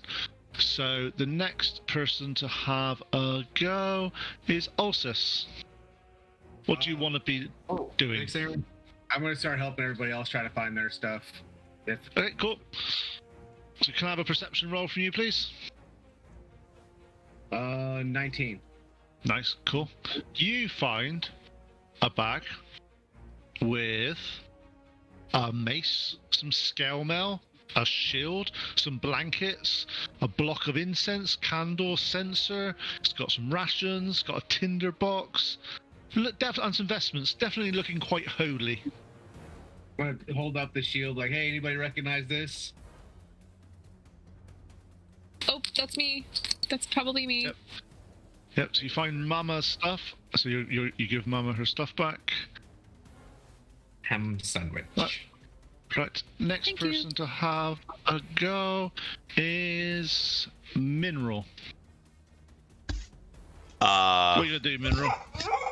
Well, I just got my stuff back, and I gave Ulsus his stuff back. I'm just gonna, keep rooting around, see if there's any evidence of the old crew. And So what? So you're looking for? Oh, you're not looking for more equipment. You are looking for any signs of crew that's washed up on this island. or crew, or anything left of the ship, or yeah, Okay, yeah, cool. we'll do. Can I have a perception check then, please? Perception is plus 14. Okay. As you're looking around, you're seeing the ship that's broken and all that. What you do notice, though, from that perception is that the tide is on its way in. Oh, that's not good. This is. There's too many bad omens here. Too many bad omens. This is still not good. This is getting worse. I'll let everybody know. Tide's coming in. The gods are not It's not happy. coming in particularly fast. It's not coming in particularly fast, but it's coming in, and you can see that it's lapping at the bottom where the most of the shipwreck has occurred. Hey, Pete, I want to find a good spot for us to hold up off the beach. Can I do a survival check? When it's your turn, yeah. It's my bad. Yeah, I'm just gonna back away from the water and stay on as much dry land as I can. Okay, yep. So you're done. Yeah. Okay, yeah, you see that. So it is now your turn. It is now your turn, Marcy. So you're doing a survival check, are you? Okay, cool. Yes. I'm getting the most out of a survival check, I suppose. I'm gonna try to 15. Gonna try to. You notice, looking around the beach, it's quite an open, expanse beach, but you look to the right in front of you. There are 56, about say 200 feet back from the shoreline. You see cliffs of a chalky sort of sandstone appearance that seem to be going up and up for at least 150, 200 feet. Looking at it, it'd be interesting to climb. It looks like it'll be very, very treacherous. However, you do notice on top of the cliff is a very, it's quite far away, but a dwelling of some type with a green light shining out of its window. I'll say that. Cliffs, green light. And I'm gonna start booking it with my whatever movement I have to go in on the next turn, investigate the cliffs. Okay. So back to the start of this round again. It's everyone's had a go on that one, haven't they? Or has Miss Death not had a go yet? Miss Death. So Miss Death, what do you want to do? Will we say it's beginning to turn dusk, or is it still pretty bright out? No, it's like late afternoon. It's not quite dark yet. But also there's two people that haven't found their equipment yet, and you're one of them, I think. No, I had all mine because I kept it with me. Yeah, no, you didn't. No. You woke up and you only had your staff. No, well, shoot. Naked. Well, that's all I need in this world is me and my staff. Do a perception check. So that given, let's see, I do need to do it at focus so I can do stuff. So I will, using my innate druidic abilities and one with the water, see if I can sense with nature if my stuff is still in the water. Okay, yep. Can I have a perception check with advantage, please? 21 or no, 20. Yep. You managed to find you're doing your druidic sensing. You're finding some stuff. You find a small bag of stuff, and the rest of your items are near the water's edge. If you had left it a little bit longer, they may have been covered up and maybe swept away. But you do find all your equipment. I shall put my backpack on and my equipment and make sure it's all good to go. Give me a second. Let me just sort this out in a different order so I don't make that mistake again. Dun, dun, dun, dun, dun. Little druid speech: nature giveth and it taketh away. People food. Firebite. Okay, so basically we're back up to the start of the round now, and it's Mama's turn. So what do you want to do? It's basically everyone seems to be okay. There's still one person that hasn't found their equipment yet. Right. Yep. So you're gonna still look for some more stuff.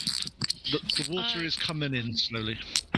With the waters rising and the fact that everybody's healthy and whole and hale, I think at this point in time I'm going to start trying to encourage everybody up back from the water line and probably up towards those cliffs. Right, we said it was a chalky white cliffs, like a sandstone or something like that. Yeah. Okay.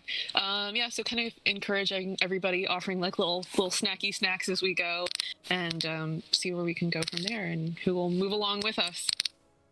Okay, nice. And we're back to the right order this time, so I apologise for that. So Miss Steph is actually next. So I missed you out on the last turn, so I apologise for that. All right. You said everyone has their equipment now, correct? Yep. We're all full up. All right. Oh, one person doesn't. One person doesn't have their equipment yet. Looking around, I will see who that is. I'll be like, I got this for you. It's Elsrith that hasn't actually found his stuff yet. Oh, I don't know if I want to help him find his stuff. Yes. Okay, do you have a perception check, please? Do you want to? It's been washed. It's in the sea. It's been washed. It's now He's still got his ointments, his people juices everywhere. Then I will, I guess, plead to the sea once more and see if they will bring forth his equipment as well. So Okay, can I have a perception check from you, please, with advantage? Either 18 or 18. Okay, cool. So you find the last bag of equipment, which has got it's all his equipment in there, which is basically crossbow bolts, a light crossbow, some studded armor, and various things like the rope and various things in his pouch. Also, you do find his sort of tinkering tools and all that sort of stuff, which is really useful for this guy. If he doesn't got them, he may get upset. Life may be over. All right. I will let the rest of our crew know I've found the last of our ill-fated adventuring crew's equipment, and perhaps we should make way towards their cliffs. Okay. Yeah. So you're giving your equipment back. No one seems to be missing anything. On the last bit on the way back, Marcy, you do find your bow and short sword. However, the bow currently is unstrung. Luckily, you've got a spare in your backpack, but you need to string it because obviously it's got wet. Roger. Takes my turn to string bow. Just saying, if it wasn't on you, it would have been fine. He's a ranger. He's gonna take a second and get full up first before he moves out. So you take a knee. He's gonna string his bow, get his stuff ready before I go. Sort of. Okay, cool. At this point, Begrudgingly. Alfred and Miss Death, you notice a few. To your right-hand side, there seems to be a rocky, sort of rocks going down towards the sea, and you see some movement. Just with your passive perception, because the rest of you aren't that good.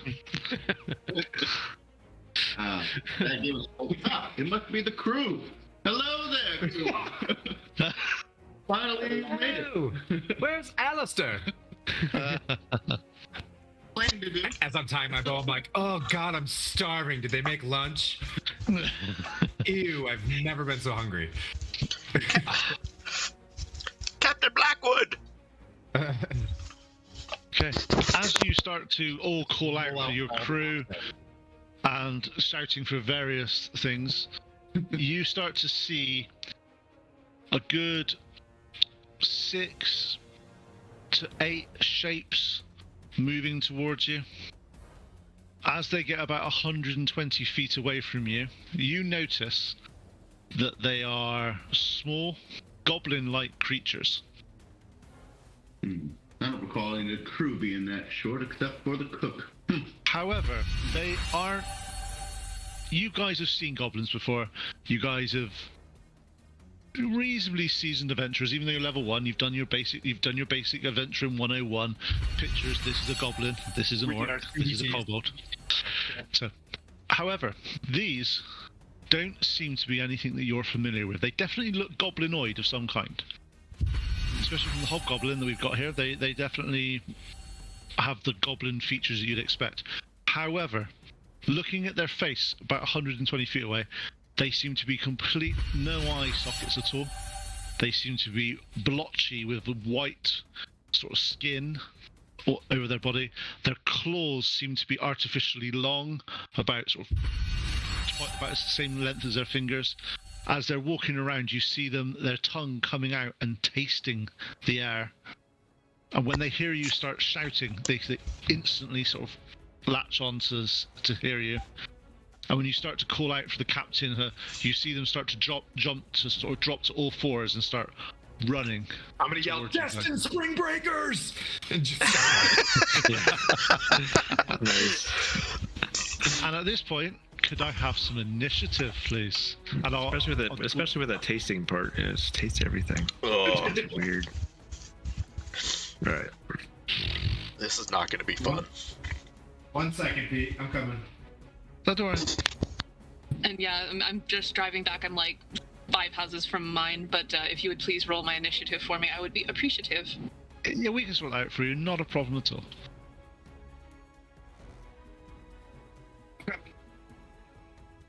So, Oh, goblin. Gobbies. So, in the great fashion that is D&D, how many of you got 20 plus? I need a second.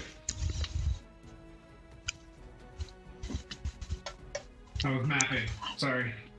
So that's a problem. I know you're doing multiple things. It's fine. Don't worry. Sorry. Worst key grip ever. All right, there we go. One thing to bear in mind, I know you got your Minotaur there, and it looks like a large creature. It's not a large creature; it's a medium creature. Yeah. Just saying, 'cause- I got 21. okay, so you got 21. Cool. So, Marcy 21. I'm so chewy, buddy. You don't need to eat the floor. Okay, did anybody get above 16?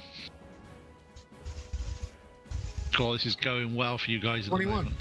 Wait, 21. Yeah. Done yours already. You were 20 plus. Oh, got it. Mama actually gets 19. You rolled a nat 20 there, Mama, by the way. Did anybody get above 11? Exactly 11. Okay, 11. Cool. Lemon. Okay, 6 plus. 6. 7. This is not Kygon.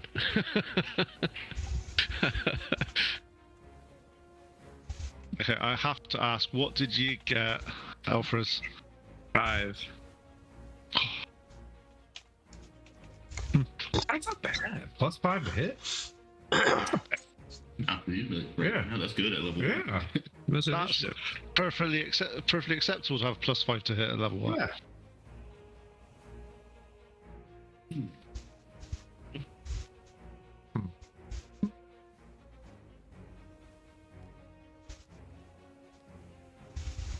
So how many minis have we got on the I've got 8 as requested, sir. I can pull them. Perfect. Do That's you see perfect. them on the mappy? Do you have the zoomies? Yeah, I just do want to count them. They're in a line to the front of the debris, and I can move them back however you like. That's fine. They're the ones with the silver or with the clear bottoms. Cool. Those are the gobbies. Oh. Basically, they're goblin-sized creatures. They're just been reskinned just to be a bit more interesting, because otherwise they're goblins. Right. Shut it. Right. They're all saying, "Roll Tide! Roll Tide!" Who would have thought that Marcy is going first? Here you go. Marcy, yeah. So, is my bow? Your bow is fine. Okay. I'm being nice. Is there a place, passive perception, where I can get at least half cover to my front and keep some cover to my back against the water? So as like a ranger, I just don't want my back to the water, and I want. Is there a place where I can get, front and back cover, or primarily front cover is what I'm looking for?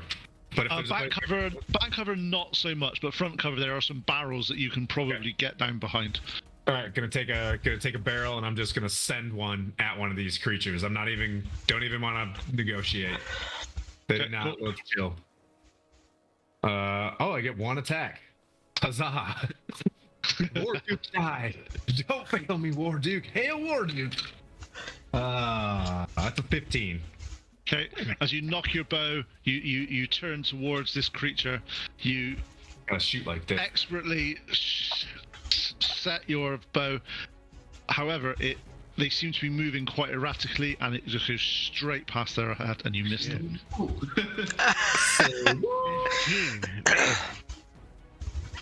Swim!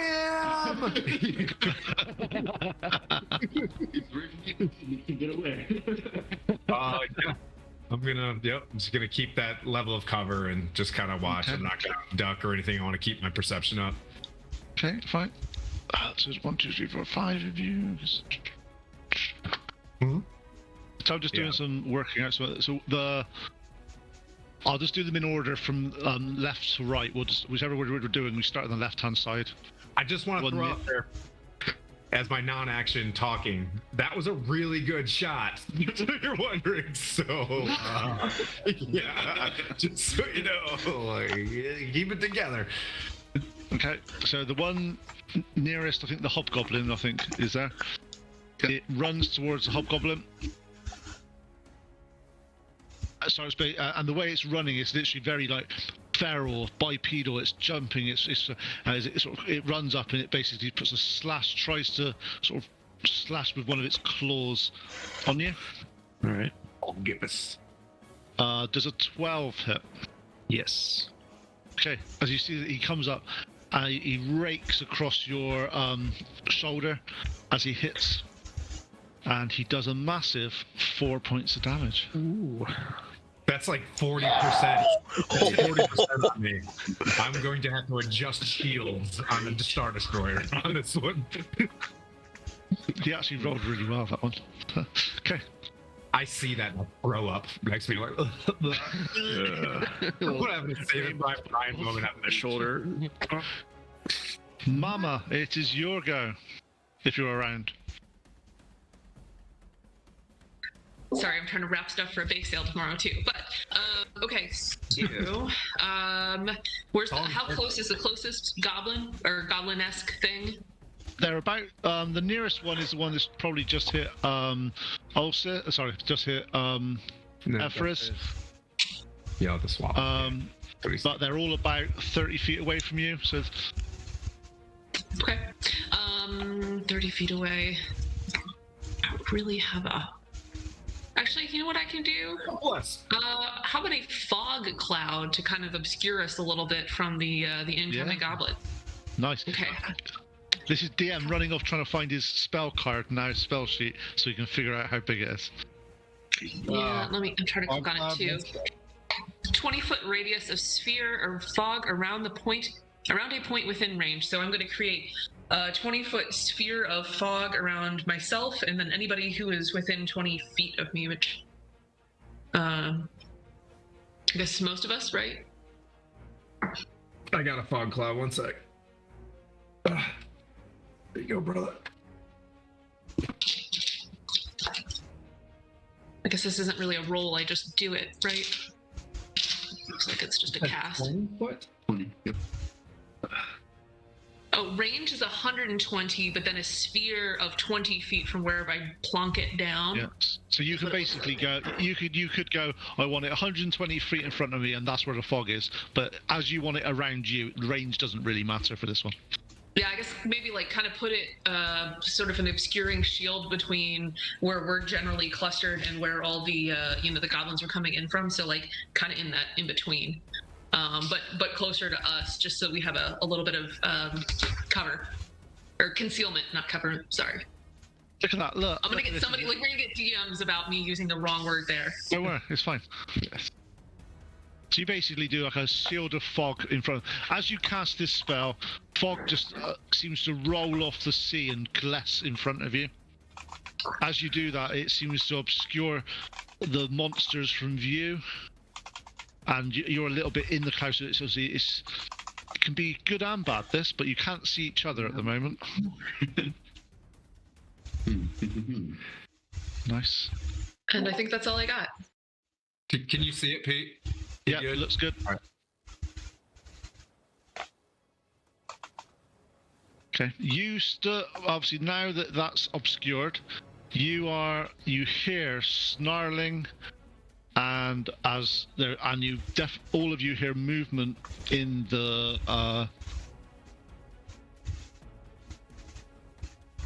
in the fog as you're coming towards next.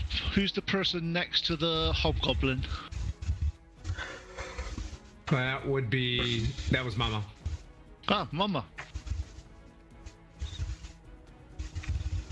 Fog's cast. You're just inside the fog.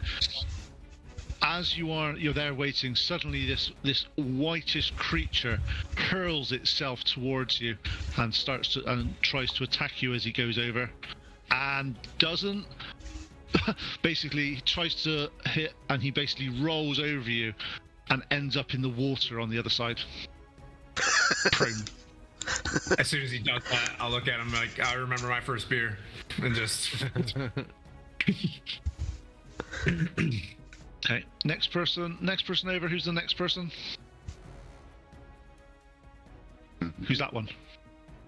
Lizard person. Lizard folk, that's... Mineral. Does a 9 hit you, Mineral? No. Okay, so he comes in, you see nothing in front of you here, which is a bit eerie now, this fog's there, and suddenly this white arm claw comes straight out of the fog, horrifically, as if it knows exactly where you are, and tries to rake across, but you just manage to freak out a little bit, and the claw comes past your eyes. This is bad. This is really bad. Okay. Miss Death. Yes.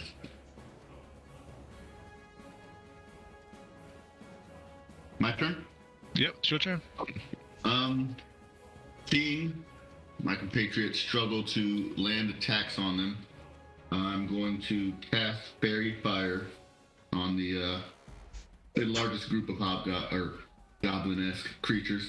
So for Fairy Fire, do you cast it on an area or do you cast it on a specific person? a 20-foot cube and anything within there. Okay, cool, that's fine. Just because obviously you can't see them at the moment, so you couldn't target them with anything. But you know roughly where they were because of the fog.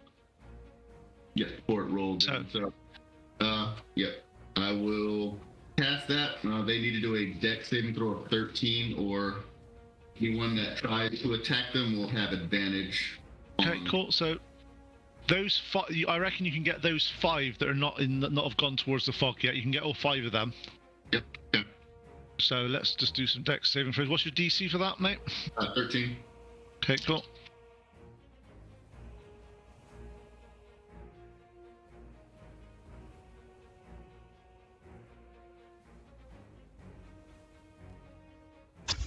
Okay. Not sure if you actually get any feedback from this, but you have a feeling that 3 of them may have failed.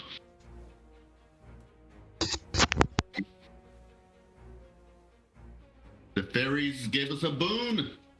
Killed it. Is it a cube? Wouldn't the feedback just be the ability to see those 3? No, because they got fire on them, but there's still fog in between you. So when they're next to you, you get to attack. You basically get to attack with. Normally you'd have disadvantage attacking things in fog. This one you'd actually get advantage. You'd cancel each other out. It'll be a straight roll. Yeah. Gotcha. Just want to make sure I write down the right ones that have been afflicted by this. So. Copy scotch. Awakened weirdly. Okay, so yeah, that's good. Next person to have a go is Mineral. So that guy that's coming at me, I'm basically just going to shield myself, falling back and hit him with the staff and cast Frostbite at the same time. Okay, cool. needs to make a con save of 11. So, are you? Is it an attack roll against this? No, it's a spell. So a con save. Sure it's not. Okay, con save. Con save. 12. He passes. So. But if anything happens for a cantrip on a save. Nothing. Nope. So nothing. No, it happens. I've had it happen to me lots of times. He basically just gets bonked on the head with my staff. Recommend hymns. Just kidding. I swear this never happens. Right, hang on. Let's make sure these are the right way around. And is he in melee combat or is it in? Yes. Okay, then I'll stay here. Oh, you get the same paladin die, huh? Great.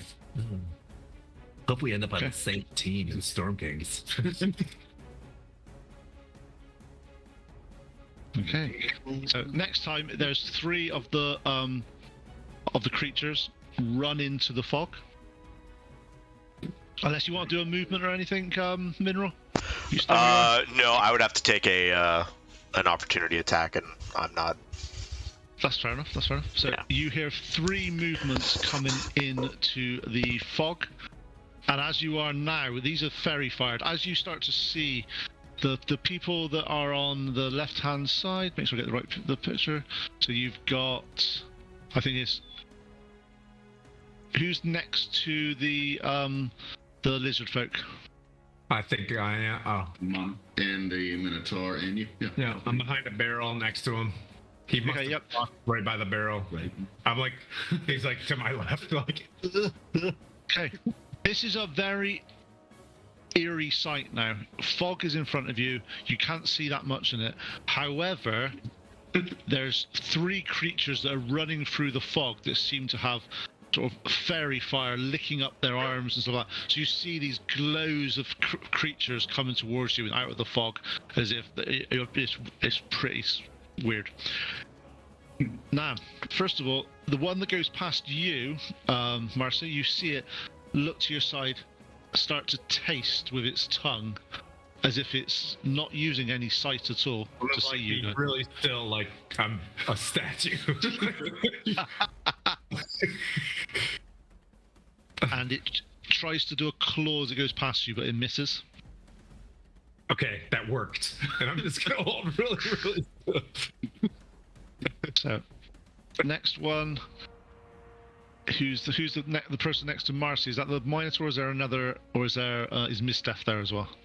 I'm far right past them, so Minotaur, and then I'm past them. He's in the flank. Yeah, he's the green guy. Okay, cool. So, Do Minotaur. you want me to zoom in for you? No, it's fine. I just can't. I just don't know the minis for people yet. It's that classic. I know there's minis. I just don't instantly go, that's that person at this moment in time. Okay. How dare I not have my pointer? Next one runs in and starts to attack the Minotaur and fells drastically. As if they're not the most proficient people at fighting these. They seem to be more on sort of instinct and feral ability. So the next one is Ulysses. Ulysses is going to cast Mind Sliver on the one that tried to attack him. Ulysses. That's an intelligence save of 13. So is that a reaction you've got to cast that?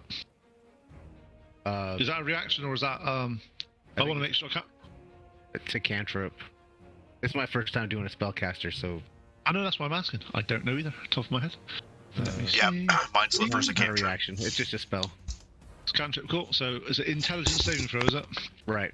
Of 13. Let's say, in all certainty, he couldn't have rolled any worse. Okay. So he will take 4 points of psychic damage. Cool. Big money. As you basically concentrate on it and you do this mind sliver, What's your it takes, and you basically see sort of as it sort of it winces, and you see a bit of sort of black ooze come out of one of its ears. Nice. Oh, unnatural. And that's it for me. Nice. He's looking pretty hurt as well from that one attack. So, Alfred.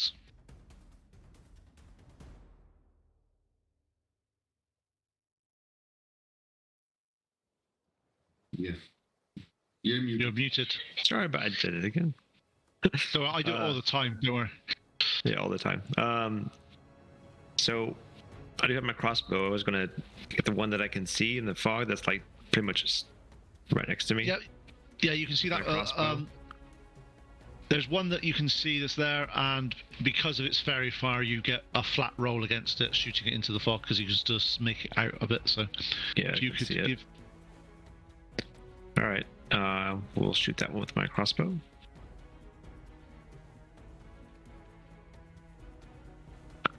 All right.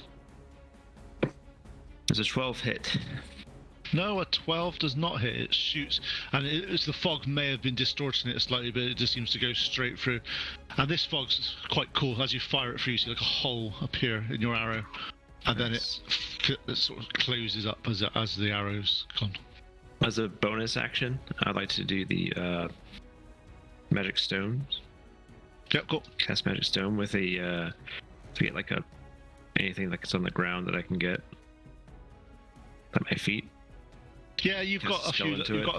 Or in my tools. Yeah, you've got a few little rocks that are for that sort of stuff. Yeah, make 3 pebbles and imbue them with magical energy that I could use later. Nice. That's it. Two more attacks. Let me see who they're going to attack.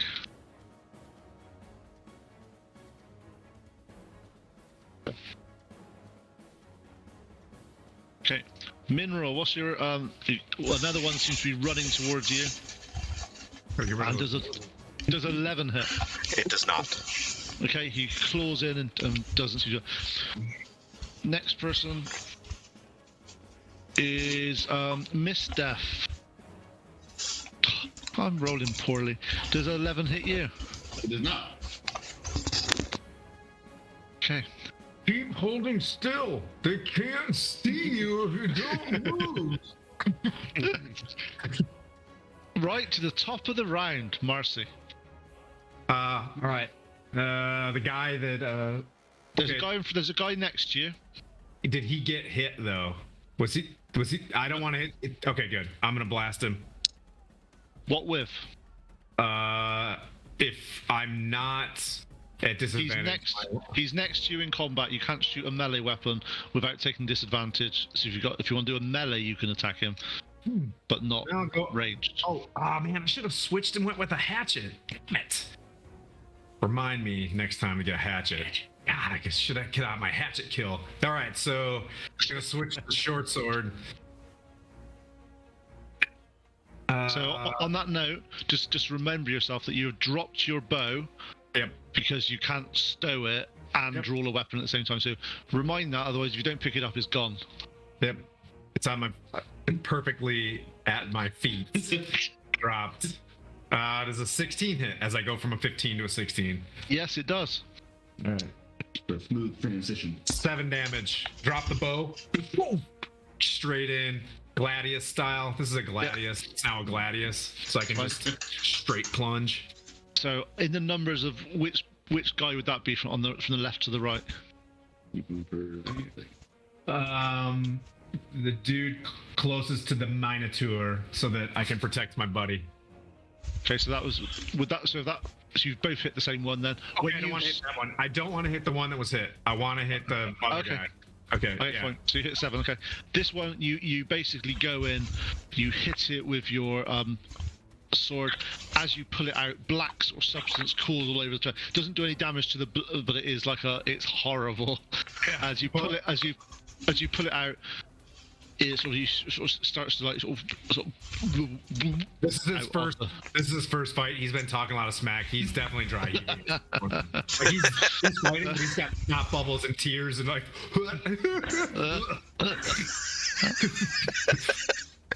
Okay. That's the curveball. Yeah. the first one on the left hand side, which is he alive still? Yeah, he's still alive. Just like literally that much. That much. What'd you do? The one that's fighting the hobgoblin Yep. tries to attack and falls over and headbutts the ground. Good.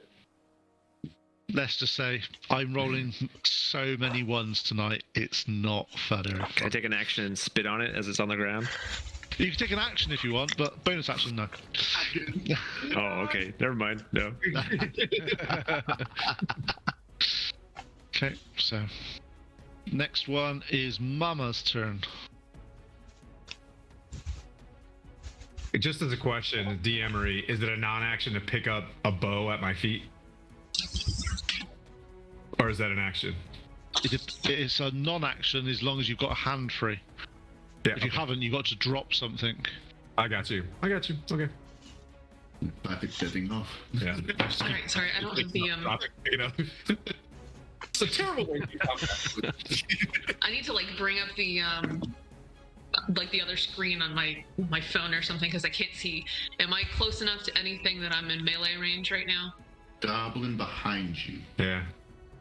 Yeah, there's one. Was it- Basically, he's actually prone. He should be prone. The guy that's fallen behind her. Basically, there's a goblin that ran over you, tried to attack you, stumbled, and then face planted in the water behind you. Oh, I can do this? This plant a mace into its skull. Okay, you get advantage on your attack roll because he is prone. Okay. Let me see.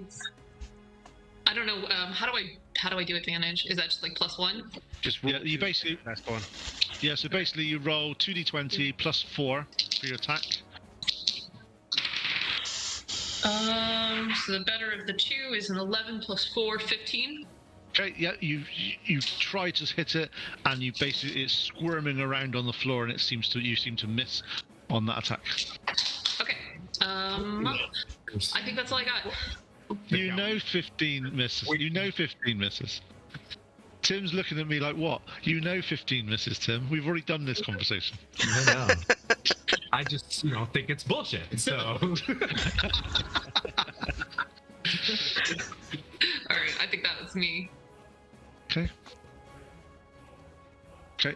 The creature that's fallen over and you just tried to hit manages to get to its feet now and tries to attack you. And does a 19 hit? I think it might. Yes, it does. 4 damage. Okay. I'm gonna heal myself. Yikes. Why did I pick Celestial as a language? What was I thinking? Because you're a noble and you thought it'd be a useful one to know. Oh no, I speak Gnomish, not Goblin. Never mind. They're not goblins anyway, it's fine. Deep speech or primordial? Okay, just making sure.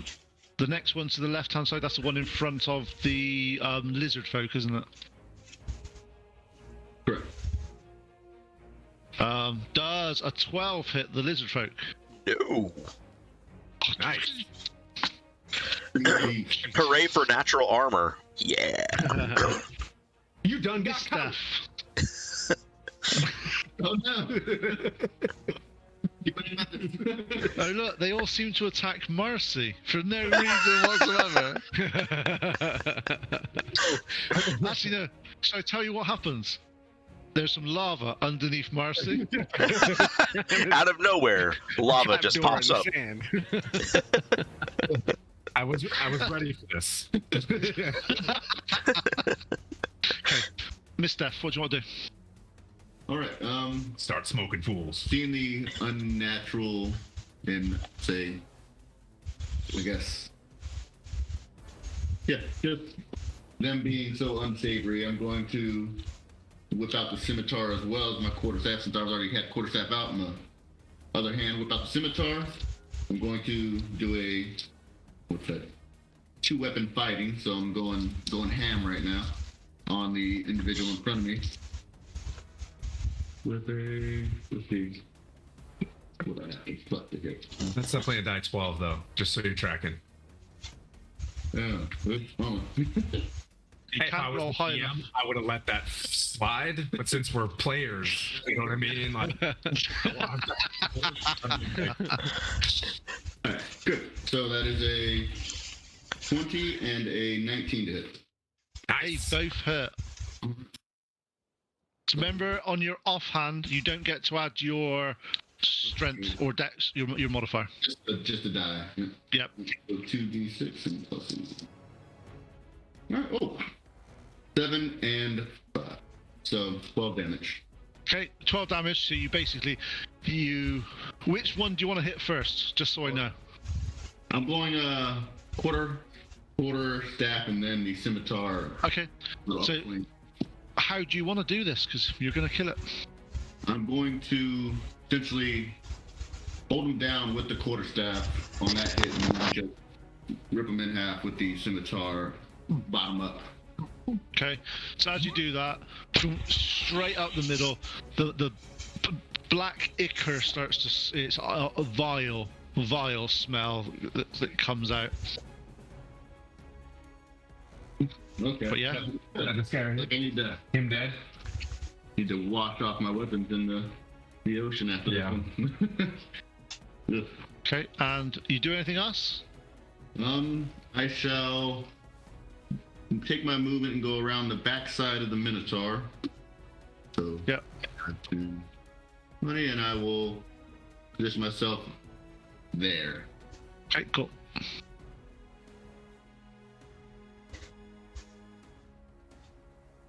Okay. D12. So now, Mineral's turn. I am frightened. Not with the. I'm scared. So I am just throwing caution and just casting. I'm just the things that are trying to hit me. I'm just like closing my eyes and hitting it with the staff and casting frostbite. So.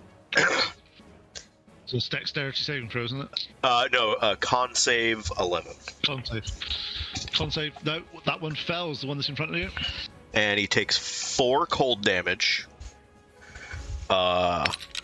And he has a disadvantage on the next weapon attack. Nice. So, yeah. Okay. So I would this use point- my bonus action, but that would be gross. And I'm too afraid to do that. I got a crime. you mean you don't want to bite it? No, I don't.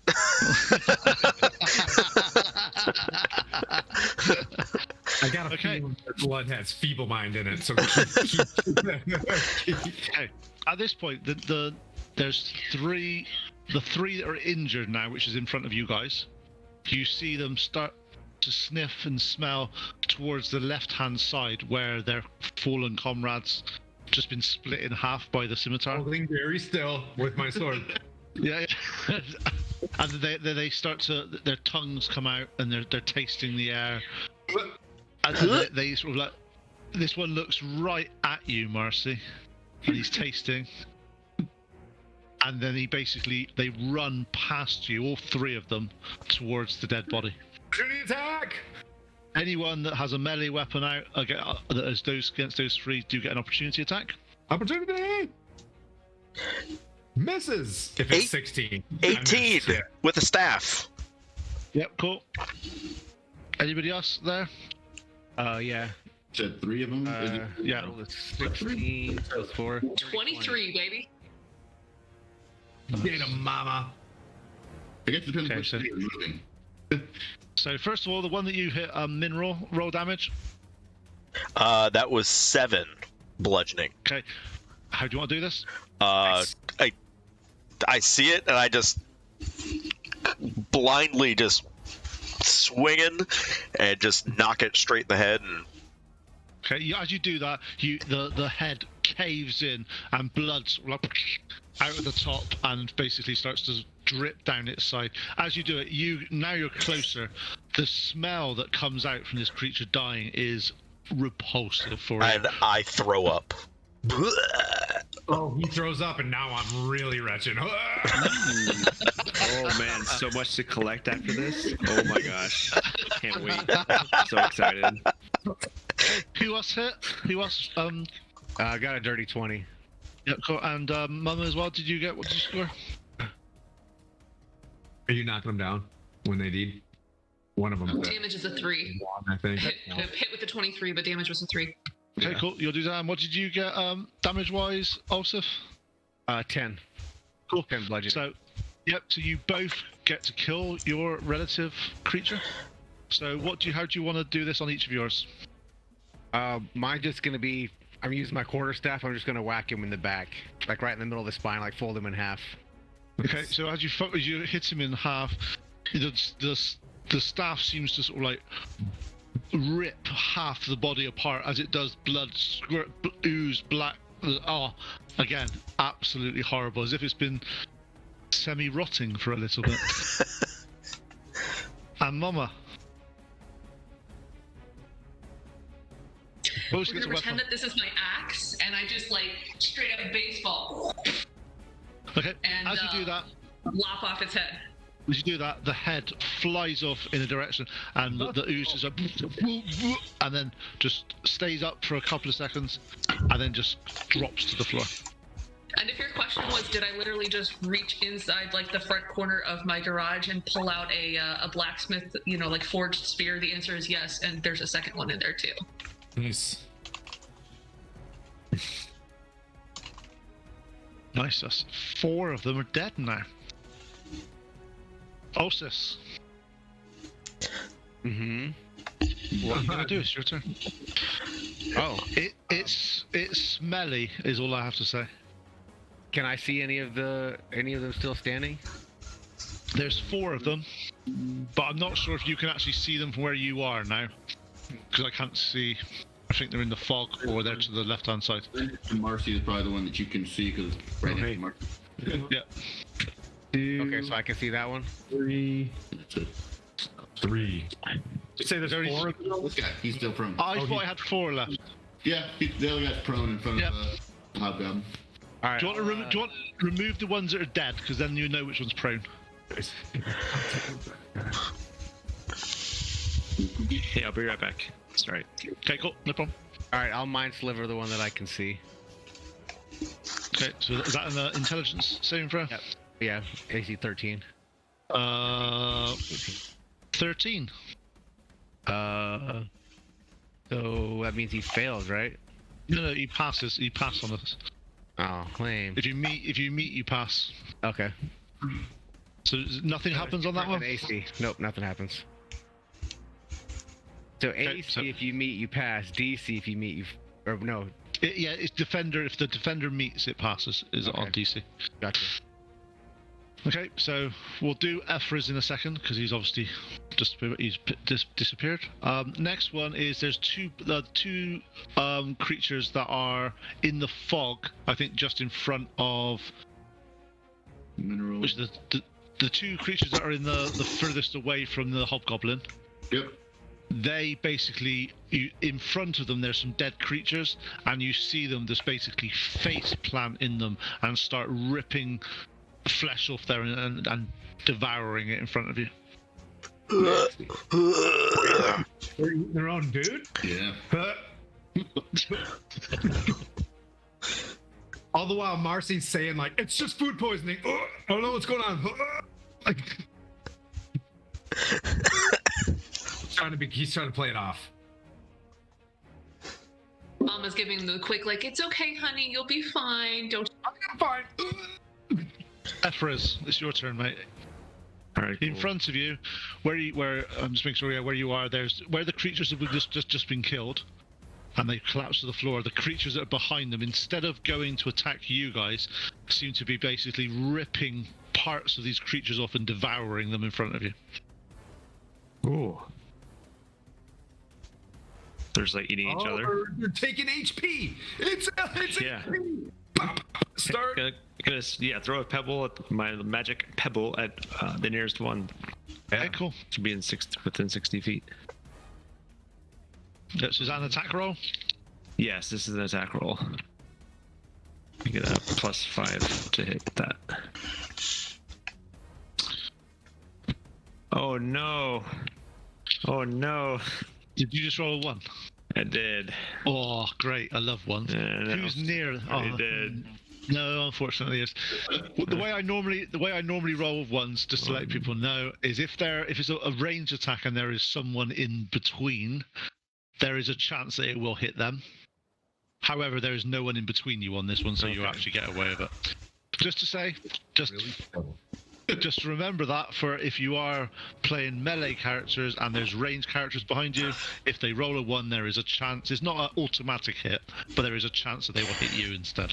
All right. Or it's like when you try to throw something and it flies out of your hand as you throw it back. I generally don't do that because it gets quite nasty. And hit him straight in the face. Yeah. Yeah. So you do that. You lose your pebble though. Your little magic pebble is gone. All right. It's gone. It's an artificer. You need more pebbles. Yeah, I got 2 more left. Okay. Okay, So I'm back- done. Useless my on that first turn. Sorry. That's right. We're back to the top at the start of the round. Marcy. Okay. Anybody in melee? The dudes that ran by, they're not in melee. Yeah, I've got one in melee still. Chewing. Yep. Yep. I'm gonna hit that dude chewing. Okay. Nat 1, baby. Okay. You go in to hit them with your short sword. The smell, though, is a little bit overwhelming, and you've been retching a lot. And as you do that, you forget to have the relevant pressure on your sword handle, and you go into attack, and it flies out of your hand and hits the ground behind the creature.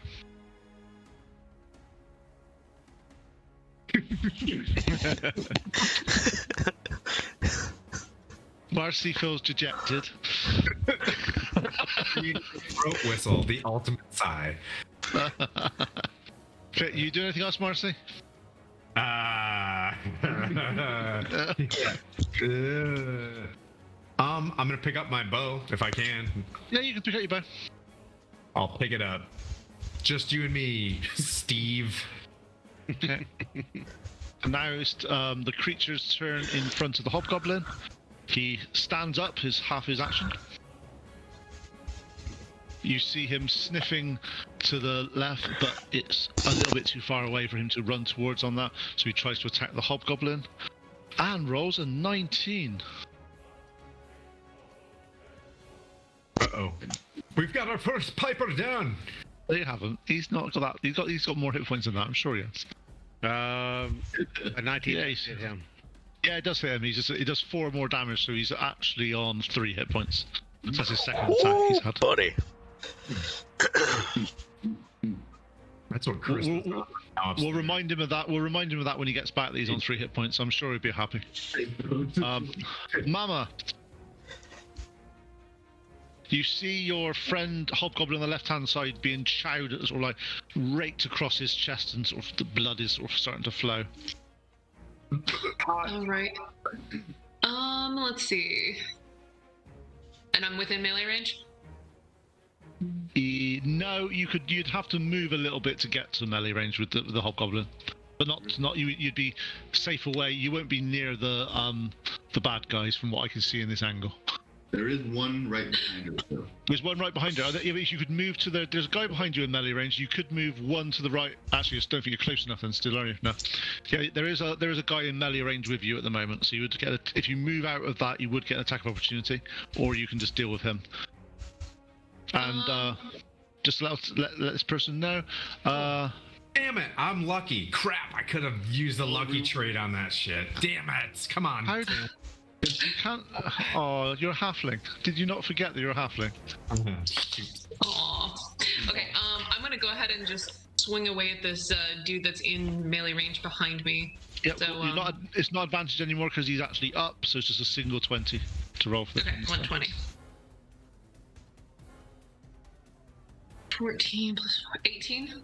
Yep, that hits. Okay. Oh, if 86. Oh, like a lot of 4. 4. Yep, cool. He's still up, but he's smashed it on the side of the head, and sort of black ooze is sort of dribbling out of its face. Nice. Okay. Alfred, just to let you know, you took another 4 points of damage, so you're on 3 hit points now. You're muted as well. You see, he cursed me and muted. It was great. It's fine. Yeah. I have ever played with in my life. You're still muted. He's like, I don't know how to unmute. I need to do this. Maybe the creature hit his vocal cords. Oh, there we go. Oh, yeah. Nice. Right. Okay, we'll get back to you in a minute once you're there, so don't worry. I didn't want to curse, on stream. That's what it was. Yeah. Yeah, your eyes tell you that story. Yeah. Okay. So next one to have a go is the guy that you've just hit, Mama. And he rolls a 21. Ooh. Dang. And 4 points of damage to you as he rakes across the side of your face. These guys do a lot of 4s. For me, scar. Yeah. No, it's because I always leave average damage from my monsters, so I don't have to roll. Otherwise, it just takes too long to do things. That's fair. Yeah. Well, I know what I'm doing next round is I'm going to heal myself. Next one, Miss Steph, your turn. Right. Seeing that take place with the cohorts taking damage, I can only save one, and I see Mama prepping a spell of her own. I will cast all caution to the wind and essentially leap over this hobgoblin, or goblin of sorts, to the hobgoblin, and then take opportunity attack from that guy. Okay. That's what he wants to do. Hope it doesn't hang on. Does a 12 hit. It does. Oh, 4 points of damage. Hits with the claws of 4. Like I gotta save myself now. I'll cast Cure Wounds and be like, not on my watch. And Okay, so you can move one more step forward, so just make sure you're past that guy. oh yeah, out of That's Wait it. a minute. These are destined tourists? They're the White Claws. what? The White Claws. Oh, get them. The White Claws. So, Hobgoblin takes 8 hit points back. You gain 8 hit points. Sorry, you do not take 8 hit points. If the hobgoblin took 8 hit points, it would be dead. Yes, you are healed. Alfred, you've healed for 8 hit points. Nice. Let the nature flow through you. And then How's that feel? Appreciate it. Thank you. And Minro, your turn. Seeing the guy, those dudes are chowing down on their friends right in front of me. Yep. Yeah. I not have anything to do with that. Just coming down with my staff, and that's a nat 1. Okay. Are you lucky? Are you lucky? So the guy in front of you is chowing down. You basically pick up your staff to hit him. As you fall forward and you hit you lose your hold of your. That's to go. Yeah, you lose your hand. You lose your handhold of the staff, and it slips out of your hand and hits the ground near the ooze, and the ooze seems to be all over it at the moment. It's black and ichor and smelly. Can I use my bonus action to pick it up? You can. I'll use my. It's slimy, horrible, and reeks at the moment. And I'm just gonna wave it over at Marcy. Like,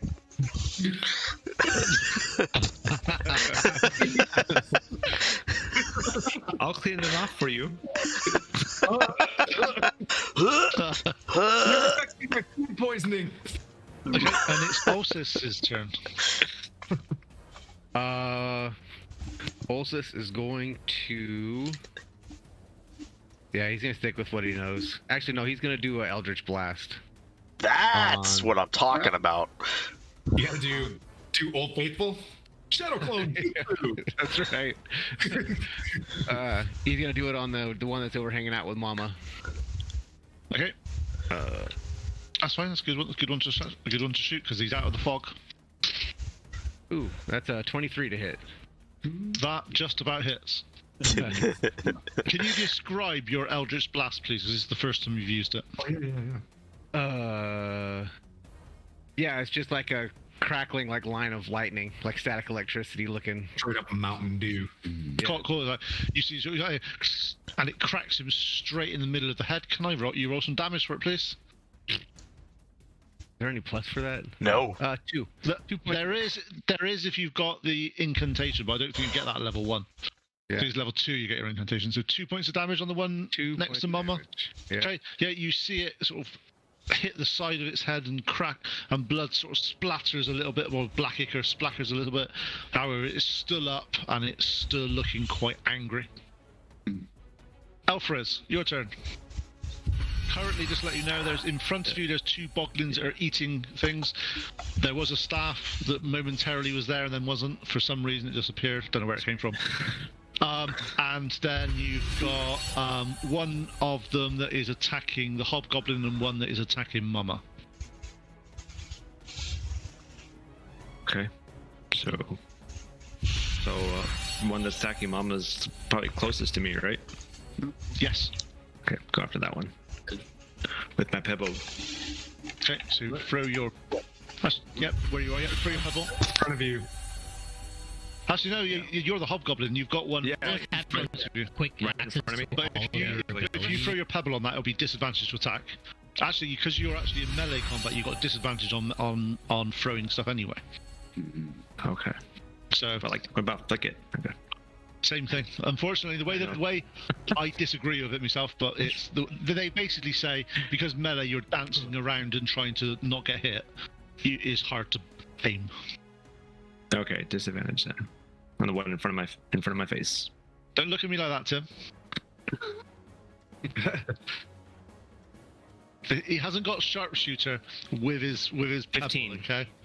15. Disadvantage 15. You fling and it just misses. So it catches the side of its head but grazes off. It doesn't actually do any damage. Okay. Yes, keep eating, kid. Right. Now, the 2 boglins, sorry, the 2 guys that are in front of them, they've finished eating what they want to eat. They look up at the 2 creatures in front of them, and they rush into attack. One would, from that, I reckon one's Marcy and one's Mineral. Is that about right? Yep. You seem about right. Yep. So, can I ask a question? Did I find both of my short swords? Yes. Tight. So, Marcy does a 17 hit. Oi. 4 points of damage. Oh, man. Okay. Mineral does a 18 hit. Yeah. 4 points of damage. Oh. Like they both claw right across each of your chests. They've stepped forward, by the way, so they're actually next to you guys now.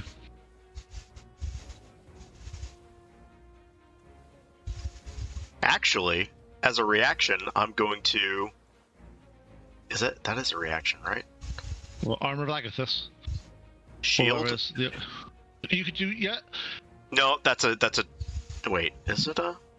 Yeah, a reaction. Yeah. So as a reaction to that, I'll cast a shield. That only gives you +4 to AC. +5. It's +5, is it? But does that mean that it goes over that 19 that it does use to hit you? It would take me to 20. Okay, cool. So yeah, so you don't take any. He comes in to hit you. You momentarily cast shield. Basically the claw bounces off an invisible barrier between you and him. That's me. That's me going. Oh no. Marcy. Yeah. It's your turn, Marcy. Drops bow, swings that guy with short sword because I'm in melee, correct? Yes, you are. Come on, Warduke. Nope, going with Strahd on this one. 16. That hits. Good job. Strahd von Zarovich. Win. 8. How do you want to do this? Slashing damage. I just just coughing, and he's waving the hand at me, and I take it with 2 hands and stuff it in his chest. Okay. As you do that, you basically rip through his chest. he falls to the floor, and the ichor starts to bubbling out and sort of coming out all over the place. Yeah, I'm like, eyes are closed. It's just. All right, we got one off the battlefield. Sweet. Yes. And now it's the one that's near the hobgoblin. Is there one near me? Okay. In the rest action, picking up my bow. Yep. So the one near the hobgoblin does an 11 hit, Mr. Hobgoblin. No. Oh, let's see. He missed you that time. That's not on. Yeah, no. He's been quite reliable, that one. Yeah. Too reliable. Oh, no, he's All been right. hit big time. Yeah. So he tries to hit it. He doesn't find purchase that time. And Mama, it's your turn. All right, I am going to heal. It is a cure wounds. So 1d8 plus your wisdom modifier. all right. I don't actually have a D8, so I'm gonna have to roll in here. You don't have a d8. 8 plus 5, 13. 8 plus 2, because your wisdom modifier is plus 2. Oh, You don't roll to hit, it's just damage. It's just like 8 plus your wisdom modifier, which is plus 2, isn't it? Okay, so 10. Yeah. So you basically heal yourself for 10 hit points. Cool. Hey. Dang. Jazz You- hands. Kadoosh. That's you what you see get Mama- for having healing that tastes like chicken noodle soup, okay, kids? Need some of that Picture, chicken soup over here. Like potions are all chunky, like as you drink them, you know, like.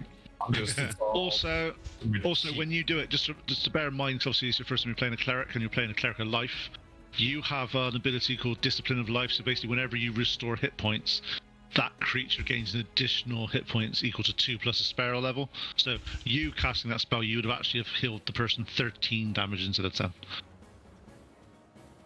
Just to bear it in mind, it's actually quite a useful ability. And you basically, you kiss the back of your own hand to go, I'm okay now, and then you.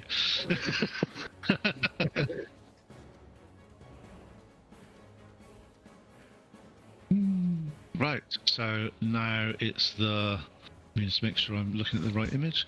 There's still a boggler. There's still a creature behind our wonderful little cleric there that's just healed herself, and he tries to hit you again. 11.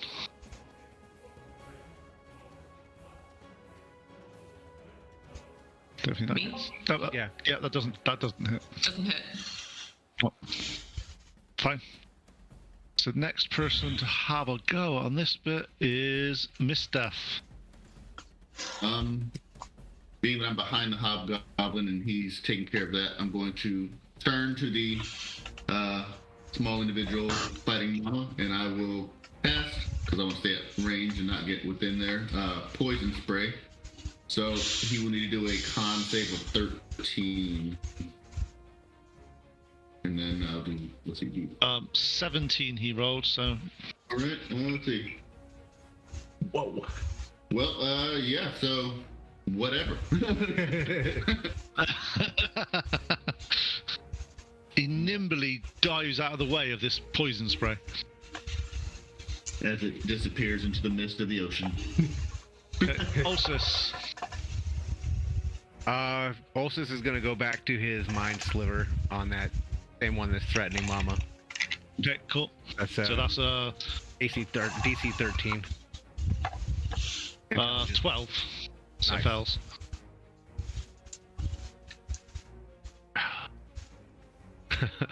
Two again.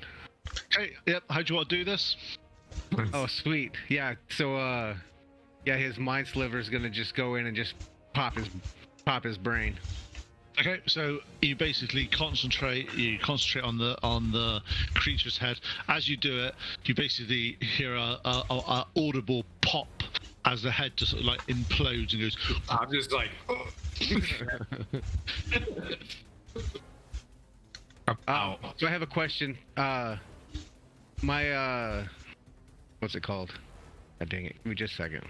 I have a Dark One's Blessing, which says whenever you use a hostile creature to 0, I get 4 temp hit HP. Is that stacked? So every time I redo somebody, No. before I No, because temporary hit points do not stack from any source. okay. Big tough guy. Cool. And the reason I say it that way is because there's lots of spells, for instance, like Hero's Feast. There's lots of those abilities. There's lots of those, and it's basically impossible to stack. The highest one you get happens to override the others. Okay.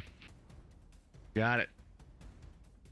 But you do gain 4 temporary hit points for this so far. Well, I already had him from the last one I killed. Yeah, they don't stack, unfortunately. Okay. Just checking. They just replenish. Yep, and Elfriz. There are now only 2 creatures left. One that is fighting you, that you have a bit of a vendetta against. I do. And one that is in front, I think, in front of Mineral. I'm gonna try and get this son of a gun with my pebble. You are just a heads up. You are more likely to hit with your quarterstaff. Can I get the quarterstaff out without taking an action? No, yeah, you already had it in your hand because you basically cast it. Oh. You cast the other bits in your throat. Just saying to you, it's one of those things that it's ranged combat in melee. Unfortunately, means you Yeah, are at that's good. such a disadvantage. All right, well. Didn't realize I had it out. All right.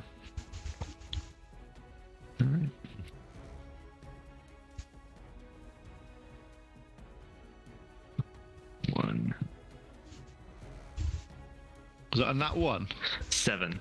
Nah. Oh, I thought you said a nat 7. 1. I was going to about to say that's not the amount of ones today have been horrendous for everybody. No. Okay, yeah, you tried to hit So, it. And yeah, didn't do anything. Cool. it misses. Oh, Meg. Hi, Meg.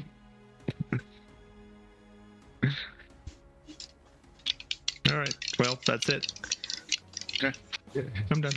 Was my daughter behind me then, was she? Yeah. I saw Meg. There was a Meg sighting. Okay. I think it is Lewis.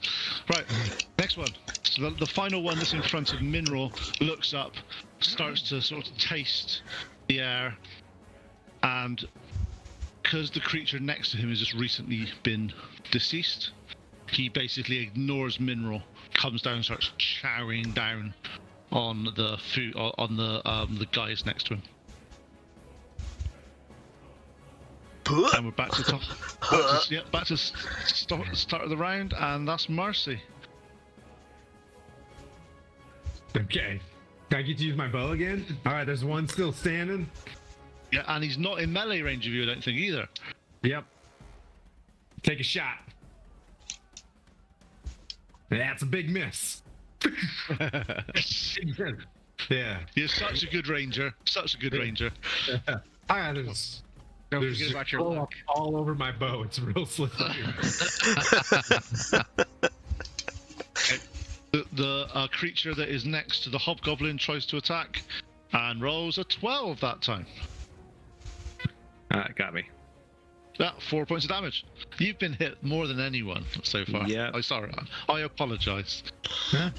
But the creature doesn't. The creature How it doesn't goes. Creature discriminate. not apologize. The creature doesn't discriminate. It's just going for. It's going for it. Mama. The one next to you has been head exploded by some psychic monster somewhere that you don't know who it was, but the head exploded, which is quite scary. And there's obviously where you are now. You see the creature to your right-hand side chowing down on one of his friends, and then the creature fighting the hobgoblin. They seem to be locked in some epic, long-lived battle. It's a growing experience. You could just pull a chair up and watch and say, and root for the side. It seems to be going on quite well. What do you want to do, Mama? I think I'm gonna smack it with the axe again. So you're walking towards the one near the hobgoblin, or the one, or is that the one right? Is that one right next to you? I'm trying to figure it out from the map. The one next to her and Mineral are like right there. And Yeah, you got the one. Yeah, if you move, you will get attack opportunities. You got the one next to Mineral. You can attack. Okay, I'm going after that one then. Get a I'm gonna do digital because I didn't bring my dice over. Okay. 19 plus 4, 23. Nice. You're telling me you had your dice when you were outside, and you don't have your dice now that you're inside? When I came over here to sit down, I didn't bring them in from the kitchen. Alright, bludgeoning damage is 6 plus 2, 8. Yeah, how do you want to do this? Nice. Aim for the head. Okay, so you basically hit the guy's head with so much force that it splits open like a fresh melon, and ichor blood falls to the and it falls to the floor. How many left? Just one left? One left, and it's the one next to the hobgoblin, which is miraculously not taken any damage yet the whole turn. Yeah, hey, Sorry. that takes skill too, right? Yeah, it does. Yeah. Miss Death, your go. Seeing the ineptitude occurring in this fight, I will use my own hand and approach the hobgoblin and his foe. I will continue with the two-weapon fight. So I will. Ooh, okay. That is a nat 20 and a 21 to hit. That misses. And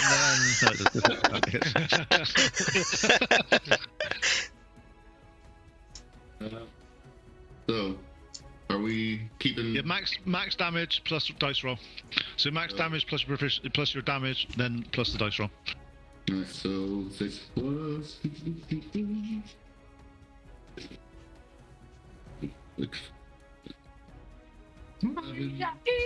Alright, That's stuck in 13 my head now. damage onto How much damage? creature. 13. Nice. Is that with your scimitar? That is twin weapon, still doing the quarterstaff and scimitar combo. Yeah. So basically. Yeah, so you do that, you smack it, and you basically hit it with so much force when your scimitar is stuck in it that you basically rip it in half as it falls across. At this point, That's how you. calm. Yeah. There is calm across the battlefield as all the creatures have been subdued. Looking round you, the bodies of these creatures start to slowly sort of melt into like this black ooze. Ooh. You hear me go, Mama, I throwed it up. I'm gonna go collect some of that ooze. It's okay, Precious. Come here, like little. Get a towel and sort of wipe his mouth off. It's okay, nobody saw. I basically just get on my I get on my knees and I just start praying. Just like it was a bad idea to come on this trip. A bad idea. This is just bad. Things are only going to get worse. You got to start somewhere.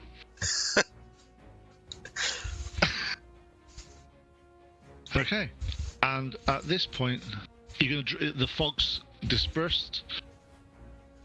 The creatures that you've killed with, and you can see that the glow of 5 of them as it starts to fade and disappear. So as the fairy fire also dissolves.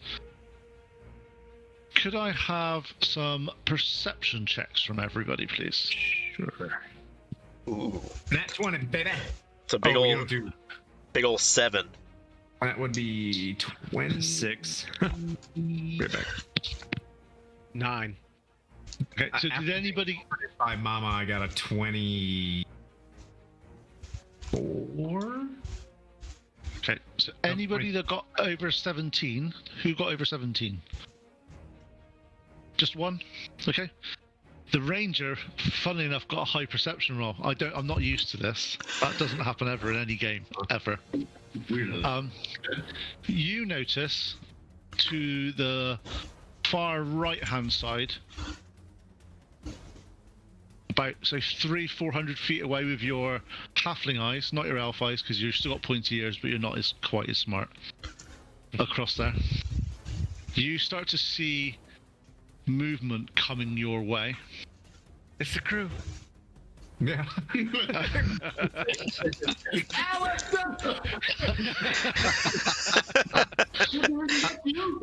And also, when you're scanning around, you notice underneath the light at the bottom of the cliff space a dark entranceway that looks like it's some type of cave. Okay, someone's coming, and then there's a cave. Yes, and it looks like a reasonable number of people coming your way. Okay. I'm like, I see a cave!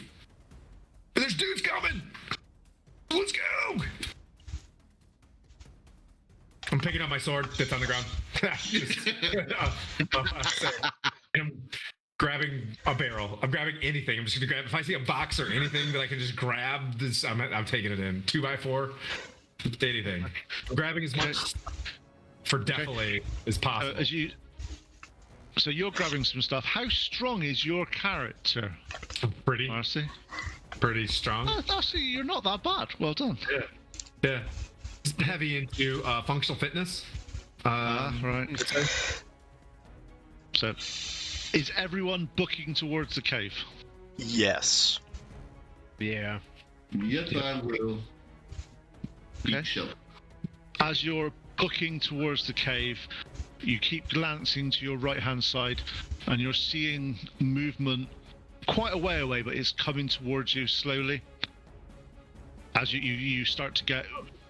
Is that you? If it's you, we're going to the cave. If not, ignore You're it. shouting out. You're shouting out to the creatures with no eyes, are you? No. Just want to know if that's what you're doing. It's not a problem. It's your Not choice. when DM says it like that.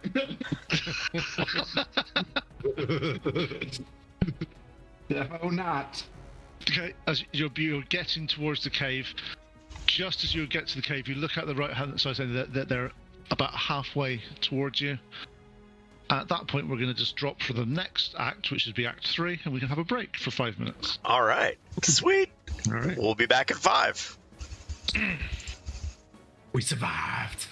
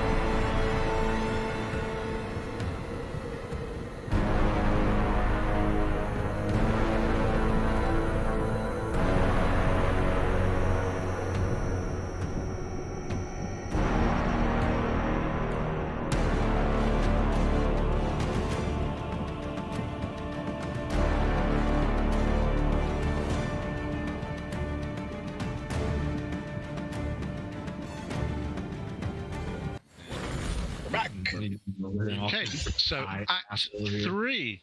If you move the characters to the near the opening of the cave, please. That one. Towards the big moon. And obviously, we need the camera moved as well because we can only see barrels. Take it easy, George Lucas. So you had one bit of homework. One bit of homework. Come on. Then now it's like down. Oh.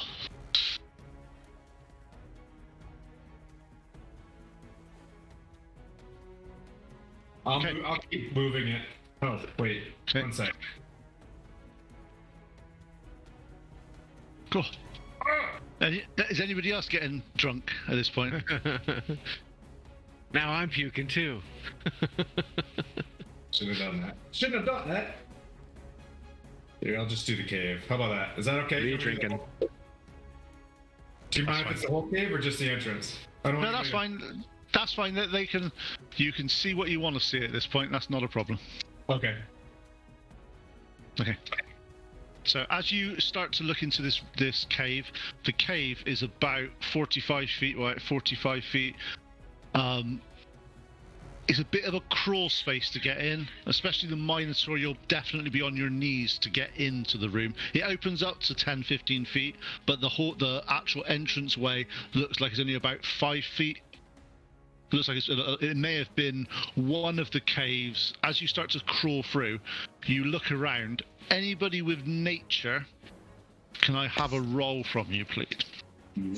I've got Nature. I think I got that. 7. I'm a ranger, for fuck's sake. Heals. Better. 15. So what was that, mate? 15. Nice. The druid in me. Oh, I got that too. Did you roll badly? I got major, but I rolled a 5. Okay. So as you start to crawl in here, and you're all into this space, you're looking around. Miss Death looks around, and on the wall, about a foot up, you start to see a line of seaweed. So the water will definitely get inside this cave. You just don't know how high up it is actually going to go. However, when you look outside, you start to see a small group, I say small, 10, 15 of those white creatures slowly sniffing and trying to get across the beach about 200-300 feet in front of you. Do they seem to be interested in us or the dead compatriots that we left? At the moment, they're still sniffing around trying to figure out what's happening. They've not made any beeline towards you or them at the moment. Then knowing that they can't see, so their other senses must be heightened, I will whisper as, I guess a loud enough voice for just the ones near me to hear. We're all gonna be underwater soon if we stay here. We gotta get out. Interesting fact, I'm a natural explorer with coast as my fucking expertise. I should probably know that.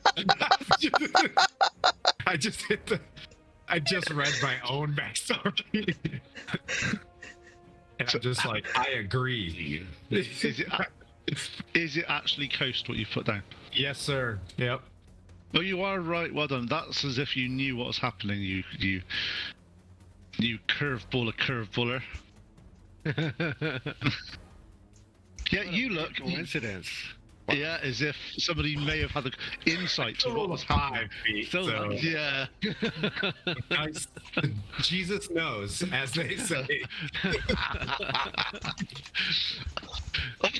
Oh, sorry. Allergy season. Yeah, just don't know what happened. Okay, looking around this room, this wall, in the area that you're in, you do notice. Two of you notice anyway. Give me 2 seconds. Who that was? I notice. Alfred and Miss Death, we're the only people with the higher perceptions. Sorry. You notice that there are parts of this wall that looks like it's been, where most of this is quite naturally forming, quite natural walls.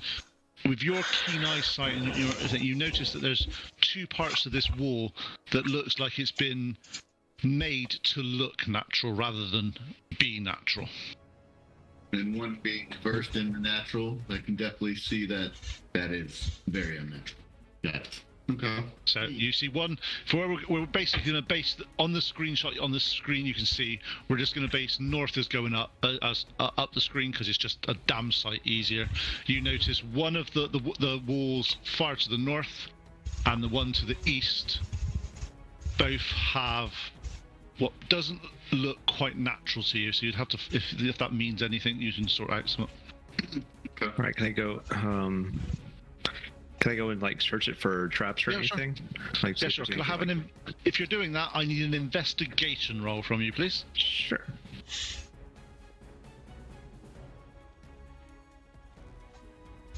18. Nice. Which wall are you looking at? The north or the east? The north. Okay. So as you start looking over this, you start to see where the seaweed has come up about a foot or so up the side. You start to look on this and you see that there's a clear line where the seaweed has actually gone past part of it. So you start to put your fingers around there a bit and start to move. Could I have a strength check from you, please? Oof.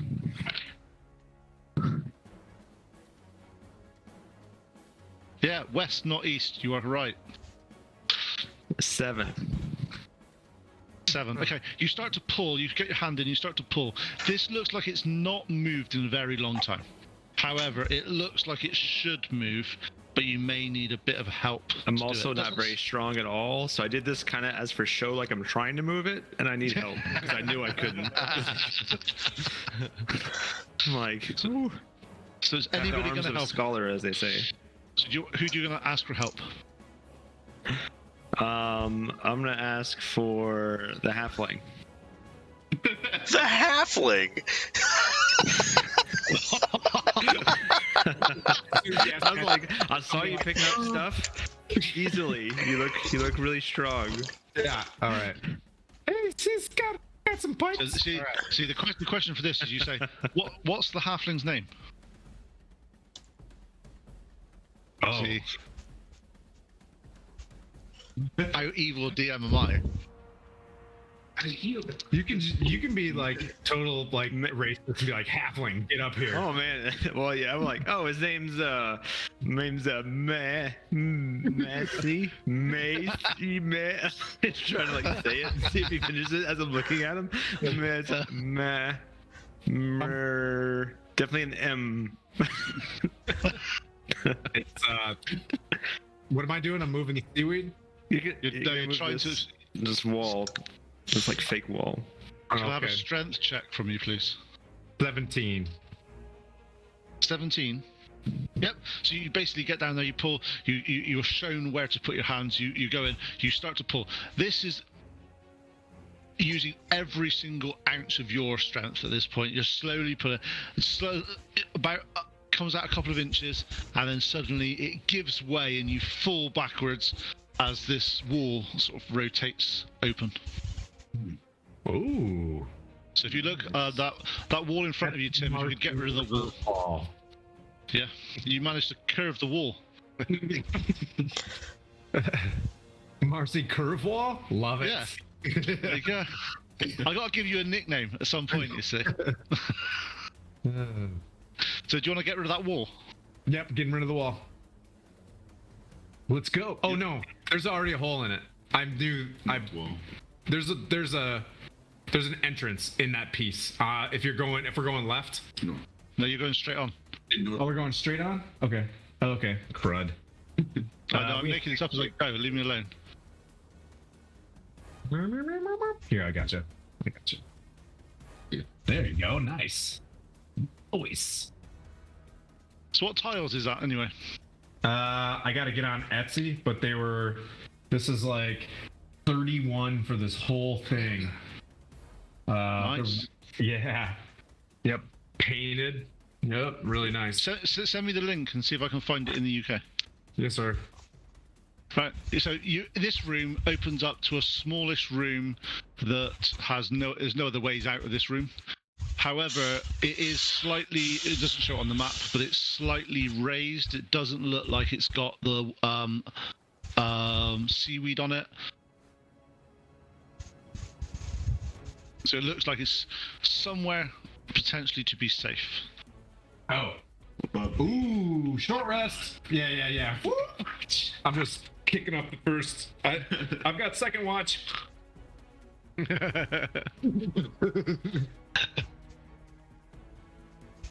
Just start ripping open MREs and just trash everywhere. Just Taking the candy out of all of them. yeah. Peanut butter. Just. So are you guys gonna have a short rest here? Well, before we do all that, being that you just moved the rock, could you move it to the way we just came in? Oh yeah, we don't want to drown. Coastal, as who's a natural explorer of the coast, it might be a good idea to replace the door, as he said, as he was trying to say. That's what he was. Yeah, I'm sure. Okay, so as you pull the door shut, it is pitch dark in there. Not a single.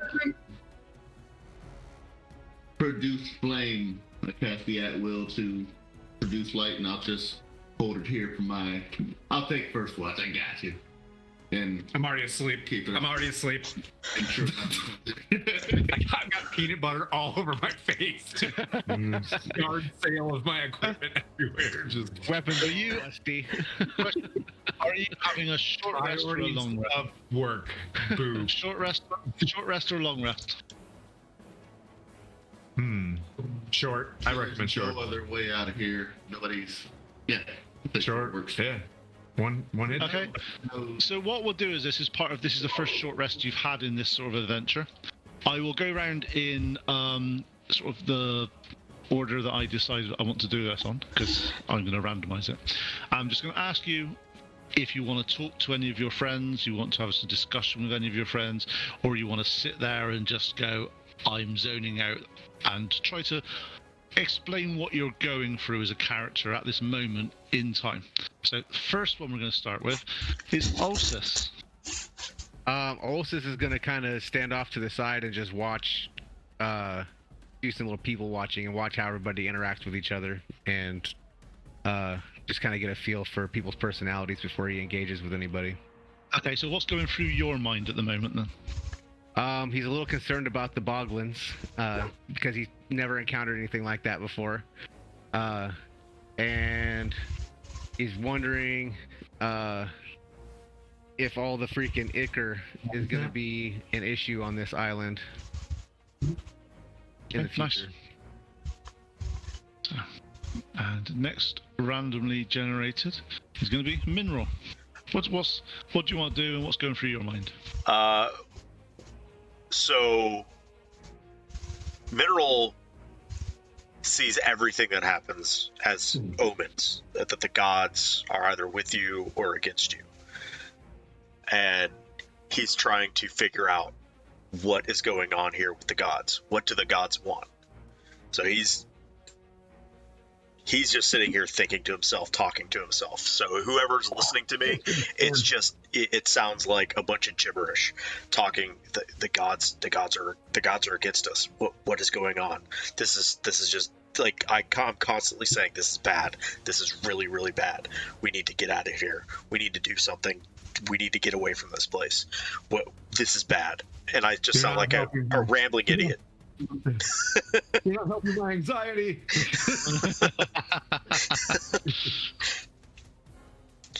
Okay, so next person on this list is going to be Mama.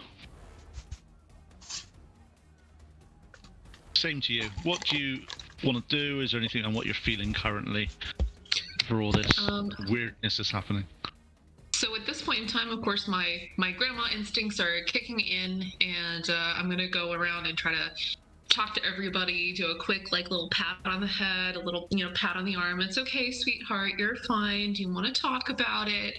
But as I am moving from person to person to person, or being to being, I guess as the case may be, I'm sort of giving a good look at the spaces we're in, sort of investigating. So you want me to roll investigation, see if I see anything? Yeah, sure. Yep. Ooh, a whopping 7. No, this looks like it's quite a natural cave. The only concern that you have initially is, and this cave looks completely natural, is why is that door? That was definitely man-made. Yeah. Okay. Which is a bit unusual for that side of things, but apart from that, nothing seems to be out of the ordinary on that. And as I move around from person to person, can I tell who needs like a little bit of healing? And is there anybody that is below like half their health? Haven't been touched Guys? yet. I'm at 60%. Yeah. But as they're having a short rest, they can use their hit dice. Remember, guys, if you're having a short rest, at the end of the short rest, you can use your hit dice to give you healing. Just to say, if anybody needs to know what that is, let me know, and we'll just go for it. Just. Do you want us to roll? Yeah, roll. Sure. What do you mean? Do you want us to roll? Do temp hit points expire, or do they just stay there? They expire on a short rest or a long rest, because otherwise it's a bit stupid. It happens. It gets really confusing. Okay. So let me get rid of that. Oh wow. Ooh. I'll never roll that high again. We didn't bring anything else in here with us, did we? You there was I think Marcy grabbed a barrel. Didn't know what was in the barrel. Just grabbed the barrel. Grab the barrel. It's not my turn yet. But you can check. As part of my turn, Oh. or while we're doing, I'm sure he's going to open it and look inside of it. But if we do that, I'm going to use Cunning Artisan to craft a shield.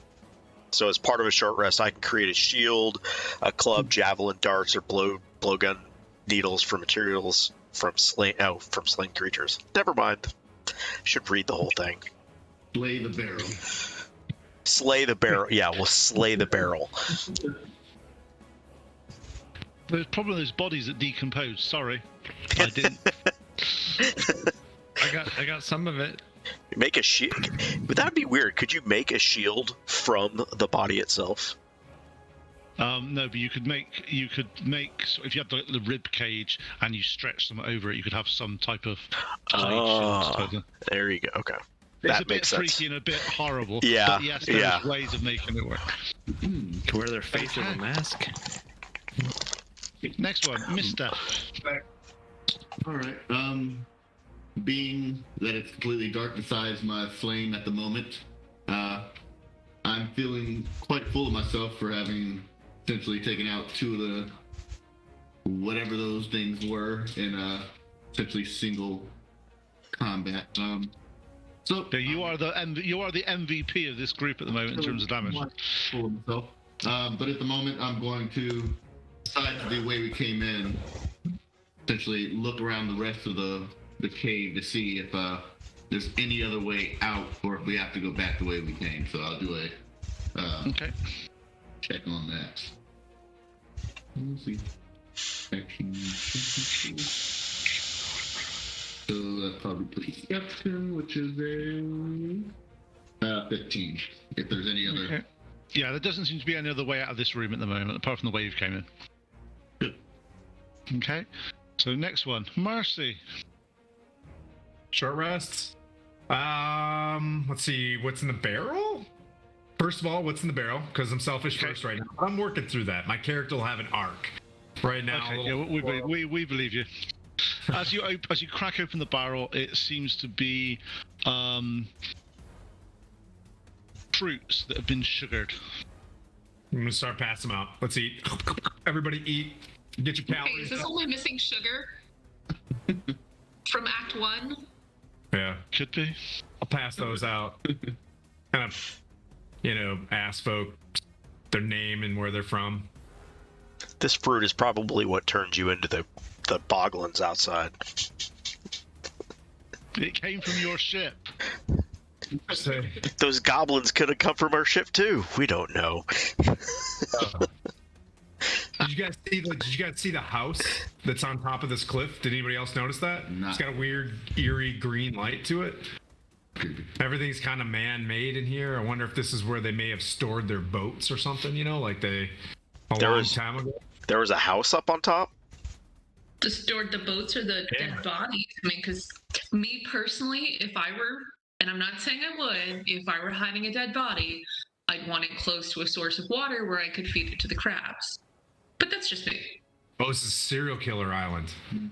Got you. Ooh, Oh boy. nice. Rolls I perception. mean, crabs are like pigs. They eat everything, right? Yeah. Insight check on our cleric. Is she the mistress of death? I'll look after you. I'll look after you. Oh, you've done it. Okay. Grandma Death. It's like feeds you rat poison and she's giving you soup, right? Yep, I'm just gonna get up after I take my little nappy and take a little watch and listen out the door and make sure that no one's approaching. Okay. And... You're listening out the door. That's a good one. Thank you. Could I have a perception check from you, please? Yes, sir. 20. Okay. You are hearing scratch marks or scratching sounds from the other side of the wall. Oh, okay. Well, good news, everybody, and bad news. Good news is we own what's called a funnel. I read that when I was training the ranger thingies. And bad news, there's things on the other side of the funnel. This is really bad. Really, really bad. So we could, It's okay, kids. We'll be fine. Funneling features are great. You just aim all your weapons down the funneling feature. The Don't gods worry. are pissed at us. The I'm gods like, hate Mom, us. I backwards. I put my barrel down for half cover, and I stand behind it.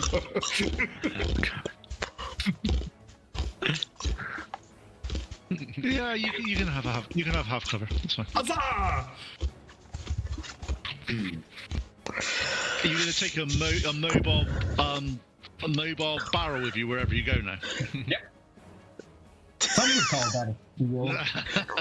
Some people would call that just a shield, right? Like you put Yeah. that on your arm and like over top. There's my Nice barrel. one, Marcy. There's my barrel. And Aerith.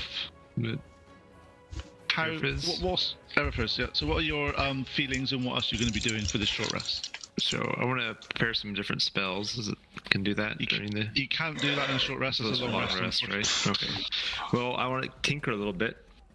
Then with some of the ooze that I got picked up from the dead things, some of the vomit from people throwing up, and then kind of like use some of my tools and see if there's anything I can do with it. Also, I'm gonna create my own light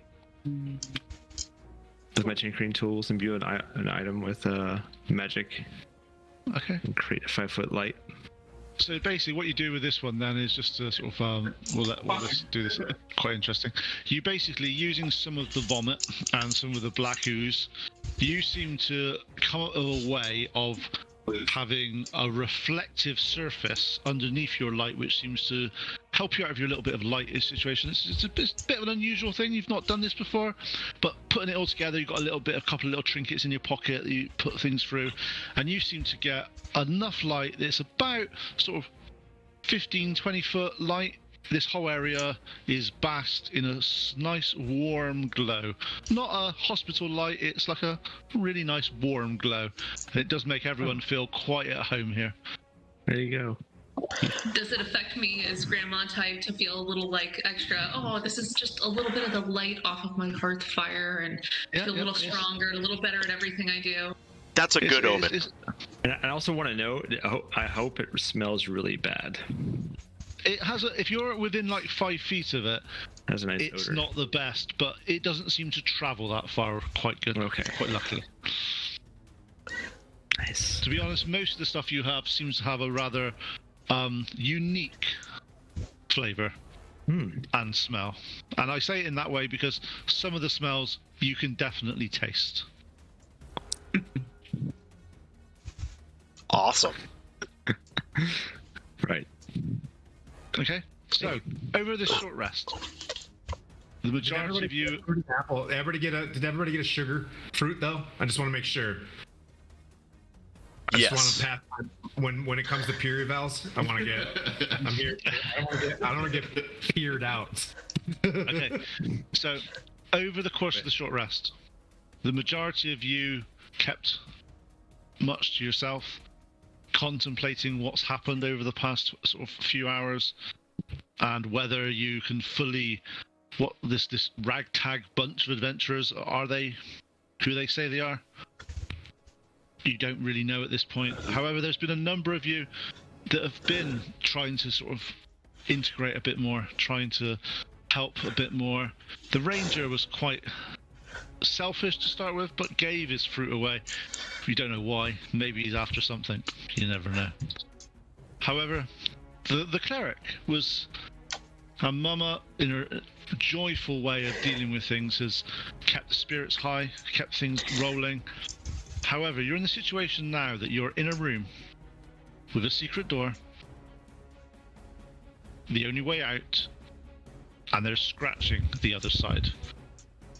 The concern, let me just make sure I got to look at some.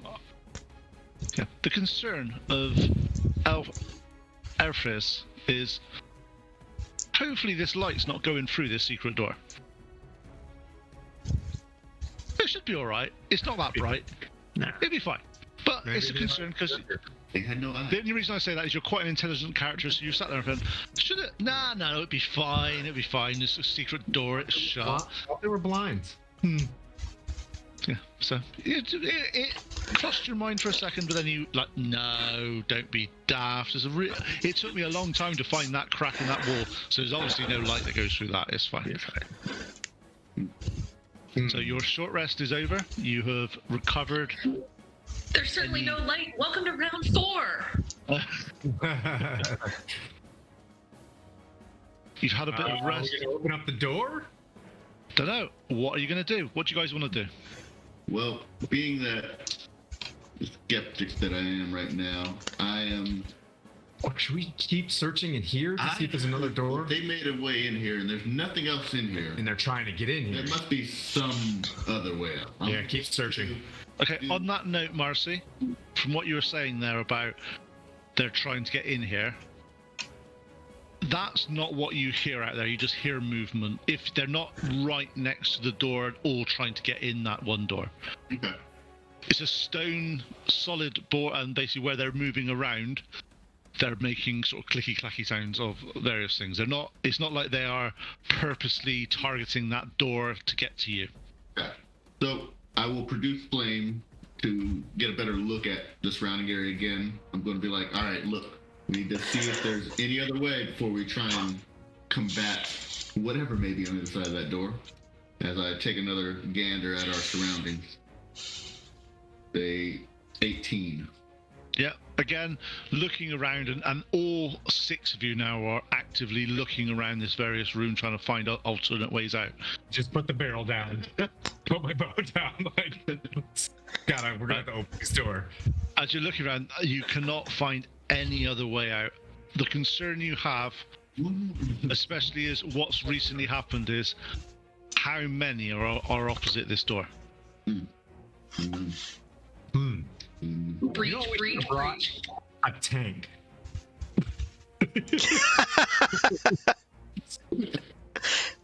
And just what is The We'll do random this- rolling did not work out well for us in this case. so we'll do this now. On this note, I glossed over it because it was just easier for the first bit of combat. You guys wouldn't have had your armor on in the first combat, but I didn't want to completely and utterly obliterate anyone that required armor. So during this short rest, you do take the time to don your armor correctly. And if you're looking at that just for future reference, because it does actually makes a bit of a difference.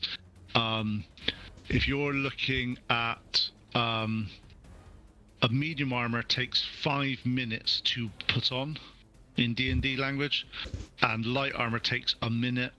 And there's no one here with heavy armor at the moment, but heavy armor actually takes 10 minutes to put on. That's hauling ass. Just Yeah. saying, like, this- Yeah. It is. I agree with it. It's one of those things that, realistically, from a perspective of playing when you're doing this sort of stuff, anything heavier than light armor, you cannot sleep in. Yeah, I agree. Because it doesn't. You won't get a decent night's sleep. So just bear in mind that if the DM wants to be a complete, like some DMs are, it's always Tim's fault. If you do that and you in the middle of the night, you might, if you don't have armor on, you won't. It's not something you'll be wearing it to bed. So bear in mind that some of those sort of things, it does happen sometimes. Just for this one, I'll remember that. yes, that's why I'm just saying. Connor, I don't want you to kink shame me on what I wear to bed. Like, I'm an adult. I get to make my own choices, okay? You can, but you just don't get a full night's rest, and you get exhaustion. It's just your point. It's your choice. It's totally. Look, Connor, if that's what I'm wearing to bed, I'm anticipating exhaustion that night. But then 4 nights on the road, you'll be dead. Yeah. You need a couple good nights rest in between. Yeah, you need to recover at some point, you see, or it doesn't work. I've been told. So I've been told it's not. Well, we all know each other a little better around the campfire tonight. All right. We can open this door or what?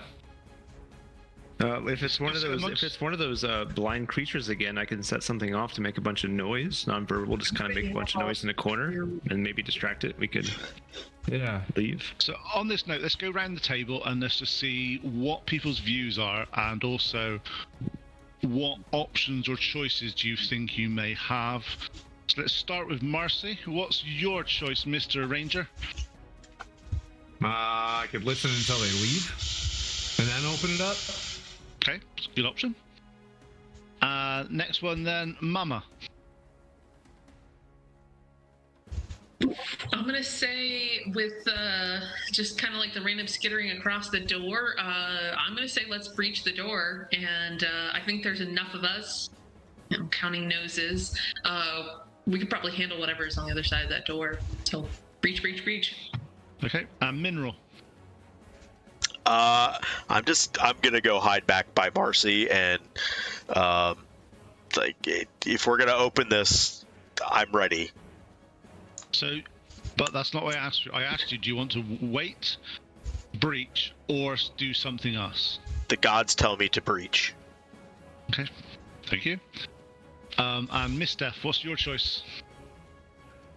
I say, why not just wait them out? We know the area is dry, and they may the get tide back where they came from. Yep, cool, nice one. And Ulysses.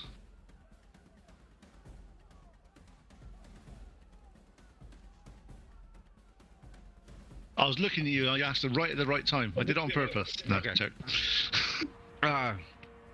Also, since he knows that the tide was coming in, and we know that that chamber fills up, he thinks we should wait also. Nice. Are they undead? I don't know, are they? It's my favorite enemy. Do I sense them being undead? They're your favourite enemy, are they? God, somebody read the Ghosts of Saltmarsh and went to town. You do realise? Doctor. You do realise? Out of character now. You do realise that the Ghost of Saltmarsh has nothing to do with ghosts. Well, I don't know, but those goblins didn't seem too undead. I love how Tim just like randomly grabs a weapon and like it's just hanging out in his house, and he just has a hi, breach, bitches. Okay, Do this. so let's just make sure. So Ulysses wants to wait, that's fine. And Ephra's. Let's breach. I'm gonna take position behind the melees. Okay, the interesting thing we have here is we have a 50-50 split between breach and wait. So on the A side, should I say, and the A and B is not the first and second choices, it's just letters. We have Mineral, Mama, and Elfriz that want to breach. Mimi. On the wait side, we have Ulysses, Mistef, and Marcy. So discuss amongst yourselves, because you're at a standstill. Nope, I vote go. Breach. I'm on team breach. We can't just stay here forever. Could be. It's okay, kids. Mama believes in you, and if you get a boo-boo, I'm gonna be able to put a Band-Aid on it, give you a little kiss for it. You'll be fine. I believe in you, and I know that you can do this. So I really think that we should breach right now, and we're all gonna be okay. Is everybody good with that? The gods spoke. The gods spoke to me in the light. They said, "We will make it through this." So does anybody have any plans that they would like to do for the breach? Except for, obviously, you're opening the door and you're going to shoot and fight whatever there. But does anybody have any fancy ideas of any side that might help them? Would causing the floor to, if water is in that room by chance now, turning that into ice be difficult terrain for them, or a disadvantage on the creatures if I were to shape water and freeze the ground? In our particular funnel. That's what I would like to do. Just trying to figure out, there's 1 second. Shape water, call the wave, as essentially a 5-foot cube. I can freeze the water. Yeah, you can. Creatures in it, but if they're on it, should be fine. But it lasts 1 hour. But I don't know. Yes, if you freeze that, what I would have to do for this one is they would get a saving throw to be able to get out of the ice whilst it's freezing. Otherwise, they are froze. Their feet could get froze inside it. Yeah. Can't. Was that sorry? I can't freeze it if anybody's in it. I'm trying to found that they're as long as no creatures are in it. Depending on how many's in there, because you don't know at this moment in time, you could right at the entrance where they would have to come to fight us. Freeze that, so if they come, they get disadvantaged, slippery, whatever. Yeah, they would get slippery. We're Macaulaying the caulking out of this thing. I love it. I love it. Someone cook the door handle. Let's go. I got a paint can. Yep, that would definitely.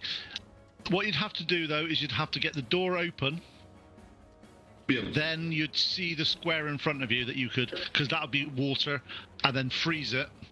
Yep. Yep, that's totally possible. Anybody else have any bright ideas? I want to, if it's these blind things again, I want to do some magical tinkering on some, 3 items that I can find around the area, just to make them have this high-pitched squeal, nonverbal sounds, and put them in 3 different locations, so that way they just kind of go towards them as they're not all attacking us. So you're going to put that in the room? So you're planning on putting in the room you're currently in? In the room we're currently in. Cube. How big is So if they get through us, if they can get through, they go to those things. And there's constant. How long does that last for? Doesn't say. Let me see. If it doesn't say anything, we'll do it for about an hour, because it's a reasonable thing to do. Which is more than enough for this encounter. That's true. Okay. It just means otherwise it will spend so much time looking it up, it's just not worth the hassle. So I'm quite happy to do it because it's an out of combat activity to create that. So I would put the time scales as out of combat, so you're not doing it in rounds, you do it as like an hour. Okay.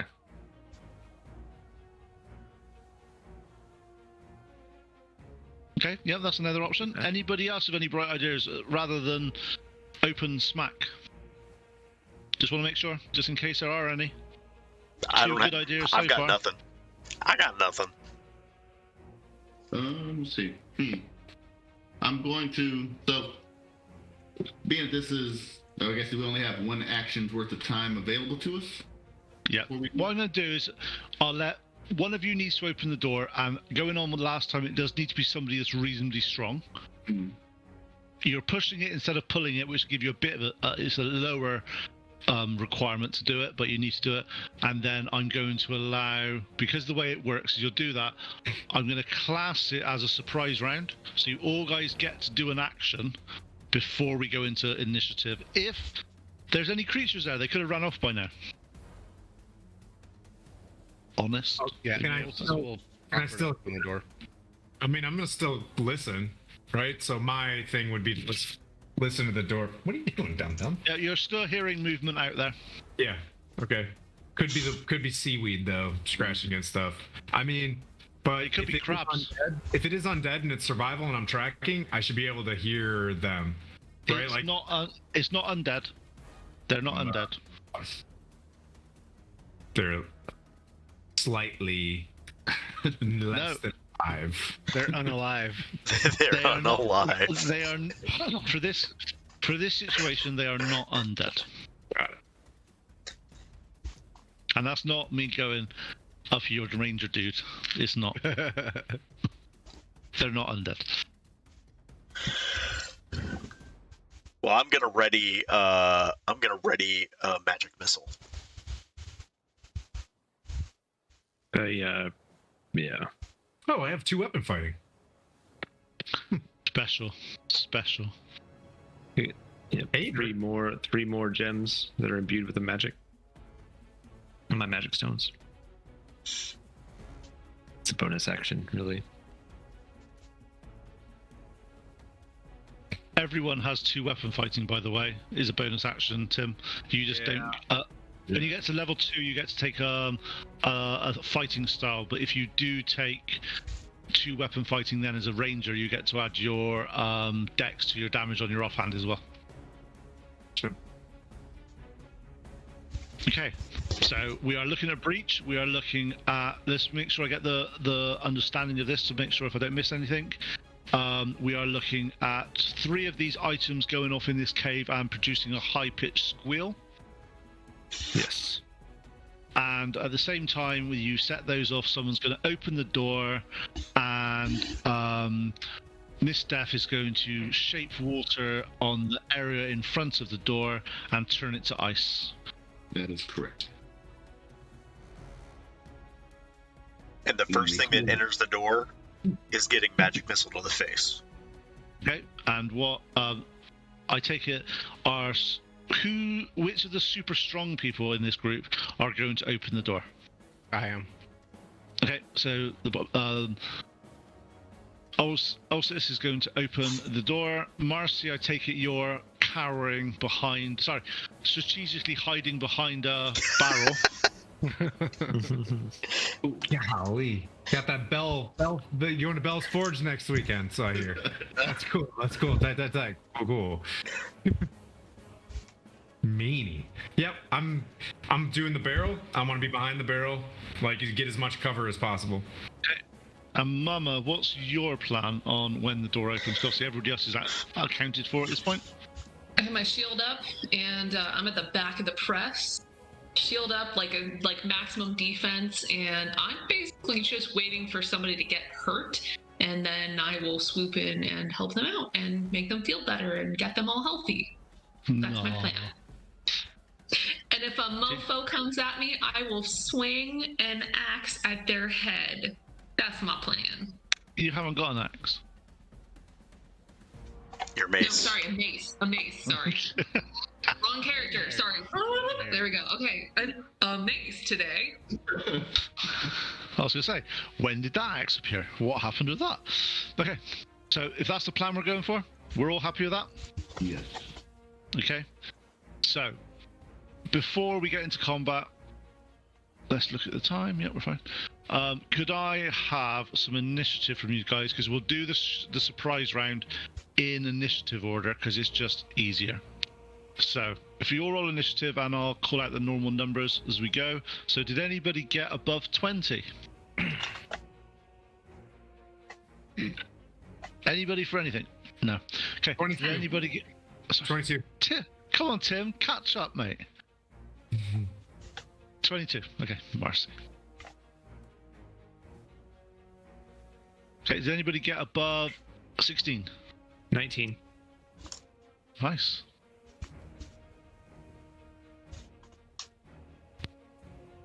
Okay, did anybody get above 11? 15. Oops. So you got 15. Anybody else get above 11, sorry? Okay. I mean, yeah. What? No, we already answered you, Tim. Shut up. Okay, and above 6? I got a 10. 10! Fucking 10!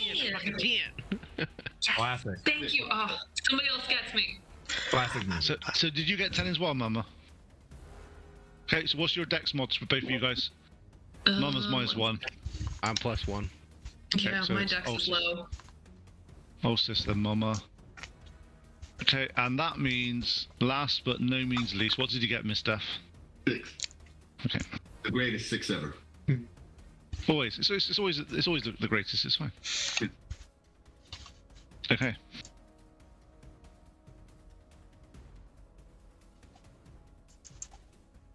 You say the best for last. That's all it is. Okay, so in that case then, so we're gonna artificially put Ulysses at the start of this round just so it opens the door, just so for this. But when we go into combat, it'll be in the normal order we just rolled. So Ulysses starts to open the door. Can I have a strength check from you, please? And because you're, I'm not sure. Let's check a minute. Do you class as a large creature for pulling things and carrying things as a Minotaur? No. I don't think. Okay, it's not like, because some of the creatures that are big, you see, get like giants. Thought he was medium. Strength.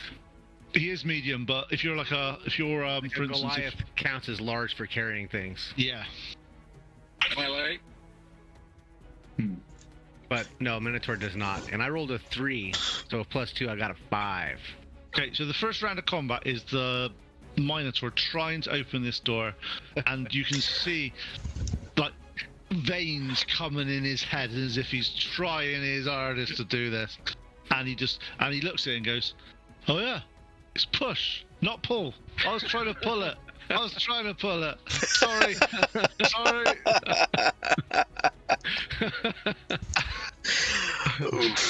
And could I have another strength check from you, please? Now that you know which direction to pull it, to push it. A 12. That's fine. So now that you've obviously realised that it's a push, not a pull, you start to push and it starts to creak open. And it opens all the way. And in front of you, you see 4 of the white creatures with the black ooze doing all that sort of stuff. Tourists. Right. And now we're going to start at the top of the round. And we'll do a surprise round first of all. So Marcy, you get an attack first of all. Slamming it. With a 14. He's lined up. And you miss spectacularly as you've done every time with the bow so far. Oh, of a ranger right there. Honor. Noted. It's as if the cover is giving you minuses to your attack roll. I tell you that I painted a new Narzugon. Did you know that I painted one yesterday? Does that mean I get to kill it tomorrow? Killed you one time. I get to kill it next week.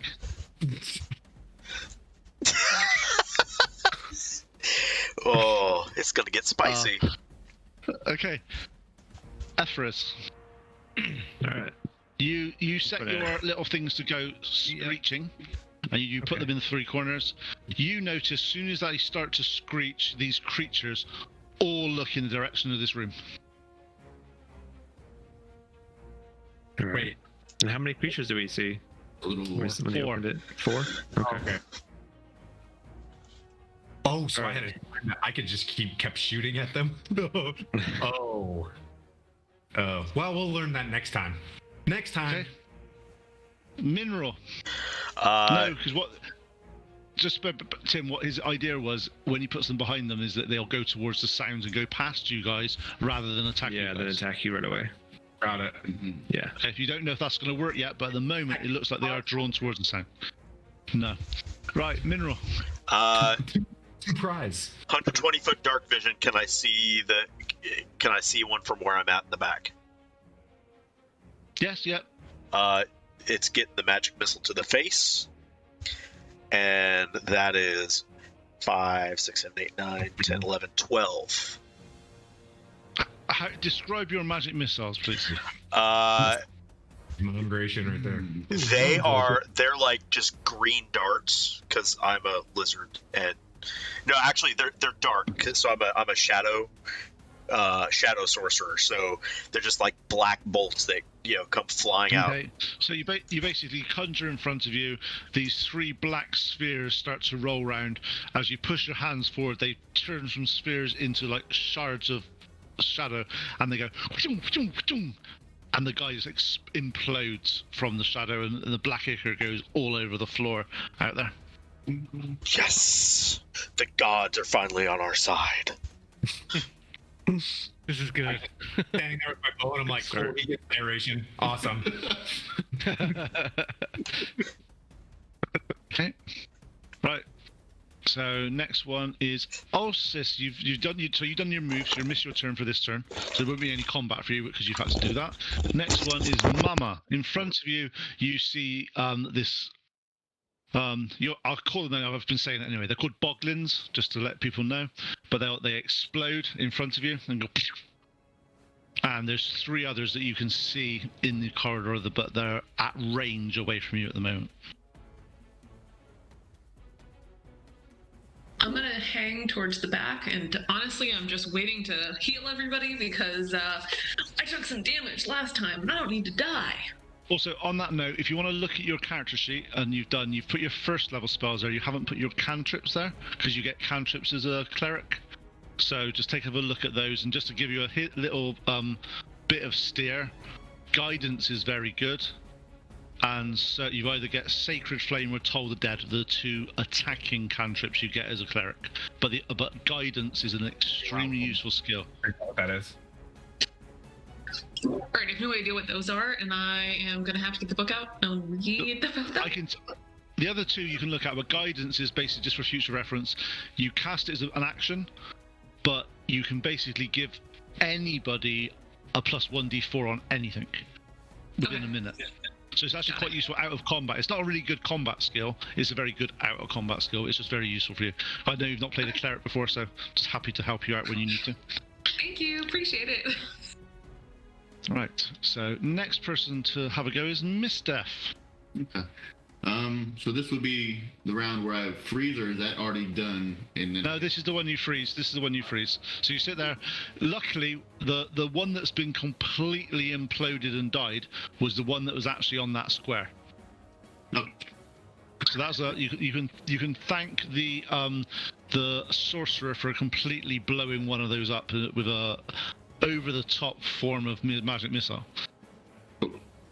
So in front of you now there is a frozen square. You don't need to roll for this, it's an innate ability, so you basically just concentrate, and you guys see from Miss Death's hand sort of like a small sort of icy beam start to go towards the floor, and as it goes in front you see it just solidify and freeze into a solid block of ice. Now we're at the top of the round. Marcy, you get to have another go. I had to do some dog patrol. I had a dog war. Alright, shoot another arrow! Sorry. Okay, so the ice is down? Yep. All right. Bear in mind, just to let you know, just obviously because I know you're a DM and you know this stuff, but if a boglin comes across that ground and slips, it'll be prone. That means when you're attacking at range, unless you're right next to it, you get disadvantage on your attack roll. So the ones that are not prone, you're more likely to hit. Yeah, definitely gonna hit the one standing. Yeah, no, I'm just letting you know because it's one of those annoyance. It used to annoy me when I did this. I got you. Yep, one still standing. One still standing. Gonna shoot him with my arrow. What? There's 3 standing at the moment. Okay. Blam. Ooh, 18 plus 5. Yep, 23. Yep, you hit. I'm waiting for the narration that, the mineral got. So I let it go. Listen to what. No. How do you want to do? How do you want to kill it? It's already. I had like 1 damage. Oh, I know. Okay. So hit it, and. Okay, so this one then you aim, you hit it, it goes straight through its chest. As you see, a hole opens up in its chest as black ooze sort of drips through, as if it was like the most perfect shot ever. And the boglet just drops to the floor. Delicious.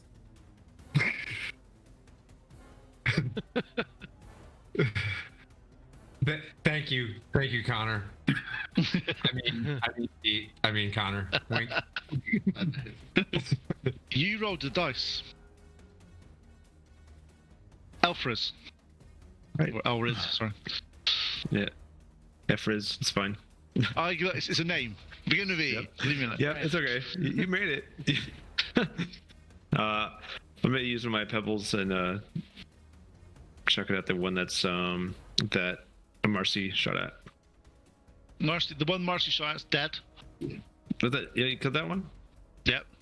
There's 2 more in there that are Well, they stood up. missed. The other one he missed. All right. The second one. All right. Oh, smoked one. Ooh, 17. That hits. You guys are rolling a lot better than you did the first combat. Yes, thankfully. We Don't got- throw these dice away. We got some rest, and we figured out how to roll. we figured out how to use our weapons. Yeah, exactly. It's a little bit confusing coming. It's a little bit hard getting shipwrecked. I do understand. Right, for 9. Waterlogged, our clothes are wet, you know. Yeah, bullied by another DM. No big deal. Yeah. Hit Yeah, the your one dice. for 9. So you hit AC 9. For a 9. Does this spell 9 points of for damage. 9 damage? Oh, 9 points no, of Yeah, it was not. Yep. Yeah. 9 points Yep. of damage for it's gonna So be what spell? What's the spell he's it's gonna be doing? a bludgeoning. There's bludgeoning. So what's the spell? Catapult, right? Oh yeah, It's that, magic yeah. stone. So you throw the stone. You throw the stone. Yeah. It basically arcs through the air and lands right in the forehead of one of these guys. As it does it, it's as if a boulder's hit his head and basically collapses in and just goes, Cool. and it just drops to the floor. Nice. So Here. Tight. Cool. cool. Sweet. All right, Next. nice. All right. So next one is the only living boglin that's left. Yep. Looks down and starts to chow down on his friend that's down in front of him. That's not natural. Trying to transform? Is it hungry? What the Like, what kind of chow? Cool. Black and icky horrible chow. It's as if Fake he chow. can't. food MRE? It's as if he can't control his eating instinct. There is danger in front of him, but there is food, and he has to eat. So Oh. Nervous eater? Aw, you hear me in my amplified from the- Mineral. That guy's gonna get frostbite.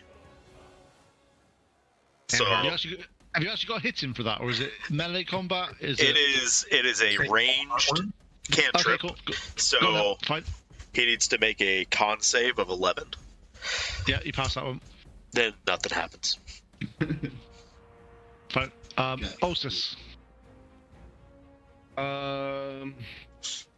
Ulsus is going to dash towards him and use his Goring Rush attack. Okay. Could I, before you do that, could I have a dexterity saving throw, please? Absolutely. You're a weird warlock.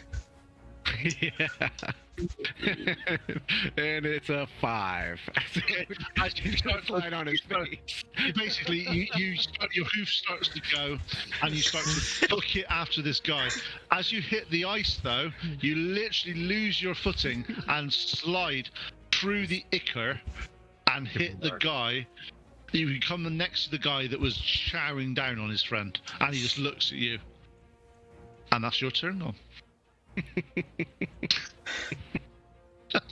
The strangest warlock I've ever seen.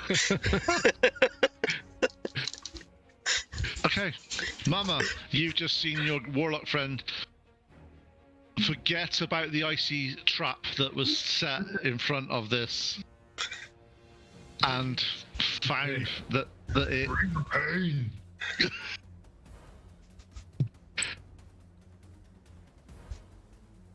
What do you want to do, Mama? All right, who's got the lowest health right now? No one's been hit. Nobody's been hit. Nobody's Yeah. been hit. There is a prone prone minotaur though next to one of them. There's a prone what? Prone minotaur next to one of the guys now. Minotaur? Yeah, that's what he is. He's a minotaur. The minotaur. Like he's knocked out or he's hurt? No, he's just Just chilling, taking a nap. His He's little just boobies, like slipped. Okay. he may his pride's been hurt. Yeah. Okay. Well, I'm gonna give him a quick little like pat on the head. I'm sorry, sweetie. It's okay. Like your little hooves don't work very well on ice. To do that, you've got to go across the ice. Do you want to do across the ice? Slide. Sorry, I was looking up all the spells that you, like, I apparently should have loaded earlier. Do you want to go across the ice, or do you want to say it from afar? I'm gonna say it from afar. Like, it's okay, honey. You're doing great, sweetie. Okay. You gonna cast any spell? Okay. Let's see. I'm sorry, looking at him. No. Nope. This is what happens when I have never played a cleric before. So, The two spells that are useful for you, if you're going to do them from cantrips, are either Sacred Flame or Toll the Dead. They're the only two damagey ones that actually make sense. Sacred Flame's always a winner. Sacred Flame does radiant damage. They do a reflex save, but Toll the Dead is a con save, I think. But the Toll the Dead, if they're already damaged, which this one isn't. What's that? Yeah. Your Pathfinder's coming out. Your reflex save? No, that's 3rd edition D&D. Okay. How do I add Toll? What is it? Sacred Flame? Sacred Flame, just roll your. So basically, it's a. What's your saving throw for spells? For spells or like for something specific? So yours is DC 12 for your spell save. So basically, Sacred Flame, you don't roll an attack. You say, I'm casting Sacred Flame on it. I roll a save, which I failed. You then roll, I think it's 1d8. No, 1d8. It's radiant damage. Okay. I rolled a 6. Yep, radiant damage. You basically fire this ball of radiant energy, arcs over like you just basically play softball, and it lands on his head and melts through part of his head and shoulder. But he is still alive at the moment, but he is looking pretty rough. Okay. I don't know what else to do. So with nobody needing heals, like, go team! Mom loves you. Aw, okay. You're from the back. Miss Death, your go. All right. I'll apologize to the Minotaur and say, my bad for that. And then I'm going to, let's see. I will cast Poison Spray or Produce Flame. Juggle. I will do Poison Spray at the individual and see. You need to do a con save of 13. It's failed. Then you take 1d12 of damage, which will be. Oh, he takes 3 damage. Okay, he takes half as much damage as you think he should take, but he still dies. Bugger. He basically melts. Because that's super strong poison. Yeah. I agree. And there's all 4 of the boglins have died. There is a pool of mush in front of you, and there's obviously a slippery square as well. So bear in mind, there's a slippery square. Yes. Sounds fun. For the next hour. Yeah. And as that's not concentration based, he can't even say it's not slippery. It's always slippery for an hour. Until I do another shape water, I can get rid of it. But until then, Yeah, why not? So that. But how many shape waters do you get a day? It's 1, isn't it? And it's Call of the Wave as well because I'm a water genasi, so I can destroy water. Is that how you pronounce it? I don't know. Yeah. Sure. Yeah. Genasi wa. I feel like Genasi, right? Like genie, right? Descendants of genie. Genie and other race. But yeah. So yeah, because I have Call of the Wave. Call of the Wave, though, you get to basically caster. You basically get to the shape water cantrip, which is quite good. So you could just cast it again and get rid of it. Yep. Because it's a cantrip. I don't know if I want to. Because the crate or destroy water is once per long rest once you get to 2nd level. Behind us. If we continue on. Yeah, because I haven't destroyed it yet. I feel like there's more chambers to this. You know. No, but you did. No. On that note, you did find 2 entrances, one to the north and one to the west, and you went to the north. Yeah. Sounds like we should go to the west. Okay. Rock on the ice, a slippery when wet, and watch out for anybody. Cuidado, piso mojado. Like right there, just the Like, The cone thingy? Yeah. oh, Yeah. Also, he's gonna stand up and kind of wipe some of the ichor off his chest. It's slippery, so you have to slide off. You have to roll off. So could I have? So you're looking at the other wall. Could I have some investigation checks from people, please? Coastal investigation? With No. advantage. No. I want to say thanks for the follow there, Babraham Lincoln. Nice. 23. 7. I just, You know- I'm like, coastal. I shouldn't 4. feel. It's as if a ranger is good at rolling dice. I don't know where this comes from. I think it's. 4. So what did everybody else get? You got 4. You got. Is that Hello? just people that are proficient? No. You can all roll. Okay. That's a 16. Nice. I'm amazed by my Nice. eyes. Considering I'm at -1. If you had studied coastal, you So know, anybody that got anybody got that over 17. Oh. Only one. you see the halfling like in. Yeah, me, I did it. Right, you notice, similar to the other one, that the seaweed doesn't seem to be going all the way up, and it looks like it's going behind a crack. You do find another handhold. Are you going to push or pull, Mr. Marcy? Well, I should use my scholar's arm to What? push. What? To push. Your what? I'm gonna push. Okay. No point rolling. It doesn't work. Well, then I'm going to pull.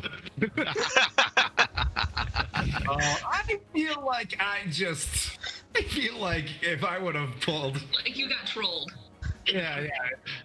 I'm gonna troll the door open.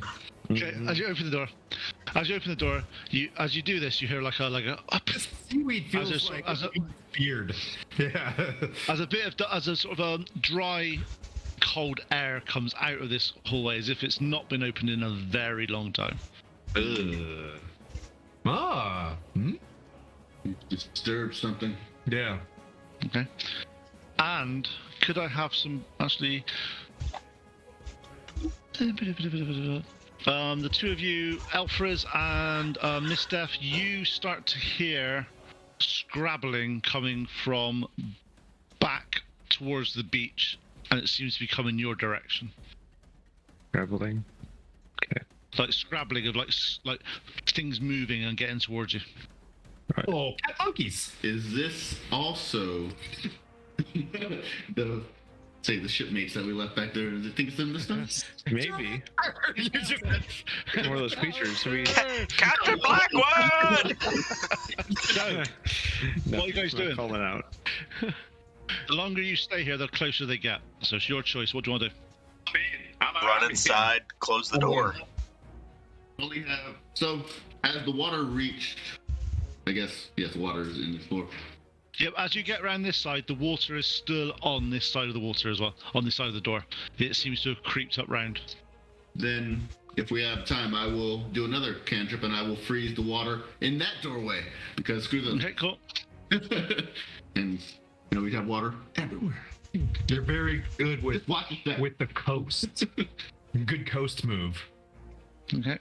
As you cast the water, you cast the frozen ice, and you turn round, you see 5 or 6 hands start crawling underneath the entranceway into this cave. What are you doing? We're now gonna do this in initiative order because I want to see what the fun and panic sets in when this happens. It's always fun. Hands are coming through the door. In No, from the cave entrance. Cave entrance behind us, like. Hands. Yeah, are like the coming in. clawed hands. They're coming because I remember you had to They're crouch down to crawling. get in here. You had to crouch down to get in here. So they're on their all fours. They're running in. You see at least 6 pairs of hands coming towards you. We're going to do this in initiative order. I'm going to stick to the same initiative order you did because I'm lazy. By the Right, way, so- real quick question. For those of us that are going to actually watch the footy ball game today, what time are we going to stop so that we could go play What time's it? football? What time's it start? In about 3 minutes, I think. we'll wrap this up in the next 5-10 minutes, and tops. I don't want you to miss the game, because this is the whole point of this, was we didn't miss your game. I've been pretty hasty and stupid this whole time. So if it's Marcy, I'm going to take poise and do a perception check on those hands. Okay. Those hands are similar. They are identical to the boglins, and there's what you're feeling is there is a number of them about to burst into this cave. Close the door, close. Hodor! Hodor, yeah. I'm just gonna start closing this. Help! Close the door! Okay. The issue you have at the moment is the door has been frozen, because there's a door in front of the door. It's been frozen solid underneath the bomb. Done on purpose, they asked. I'm breathing on the floor. Okay. 5-foot space that they have to crawl through, correct? It's a 15 foot wide, and it's a bit lower. So yes, the opening of the door is 15 foot. The cave entrance, if you see the cave on the screen, it's 20 foot across. Okay. Oh. Shit. Okay, so Marcy, you're going to keep trying to pull this door shut, are you? Yeah, I'm gonna try to close it. Come a strength check, please. Oh, come on. Bring Marcy. 18. No, 16. Oh. 16, not good enough. You've managed to do it, but the ice is holding the door quite shut at the moment. You are at this point. Assist? Can I get an assist? Not at this point. You're in combat range. We're initiative now. As you are pulling this in, you start to see more creatures coming behind, as if they're trying to get into you.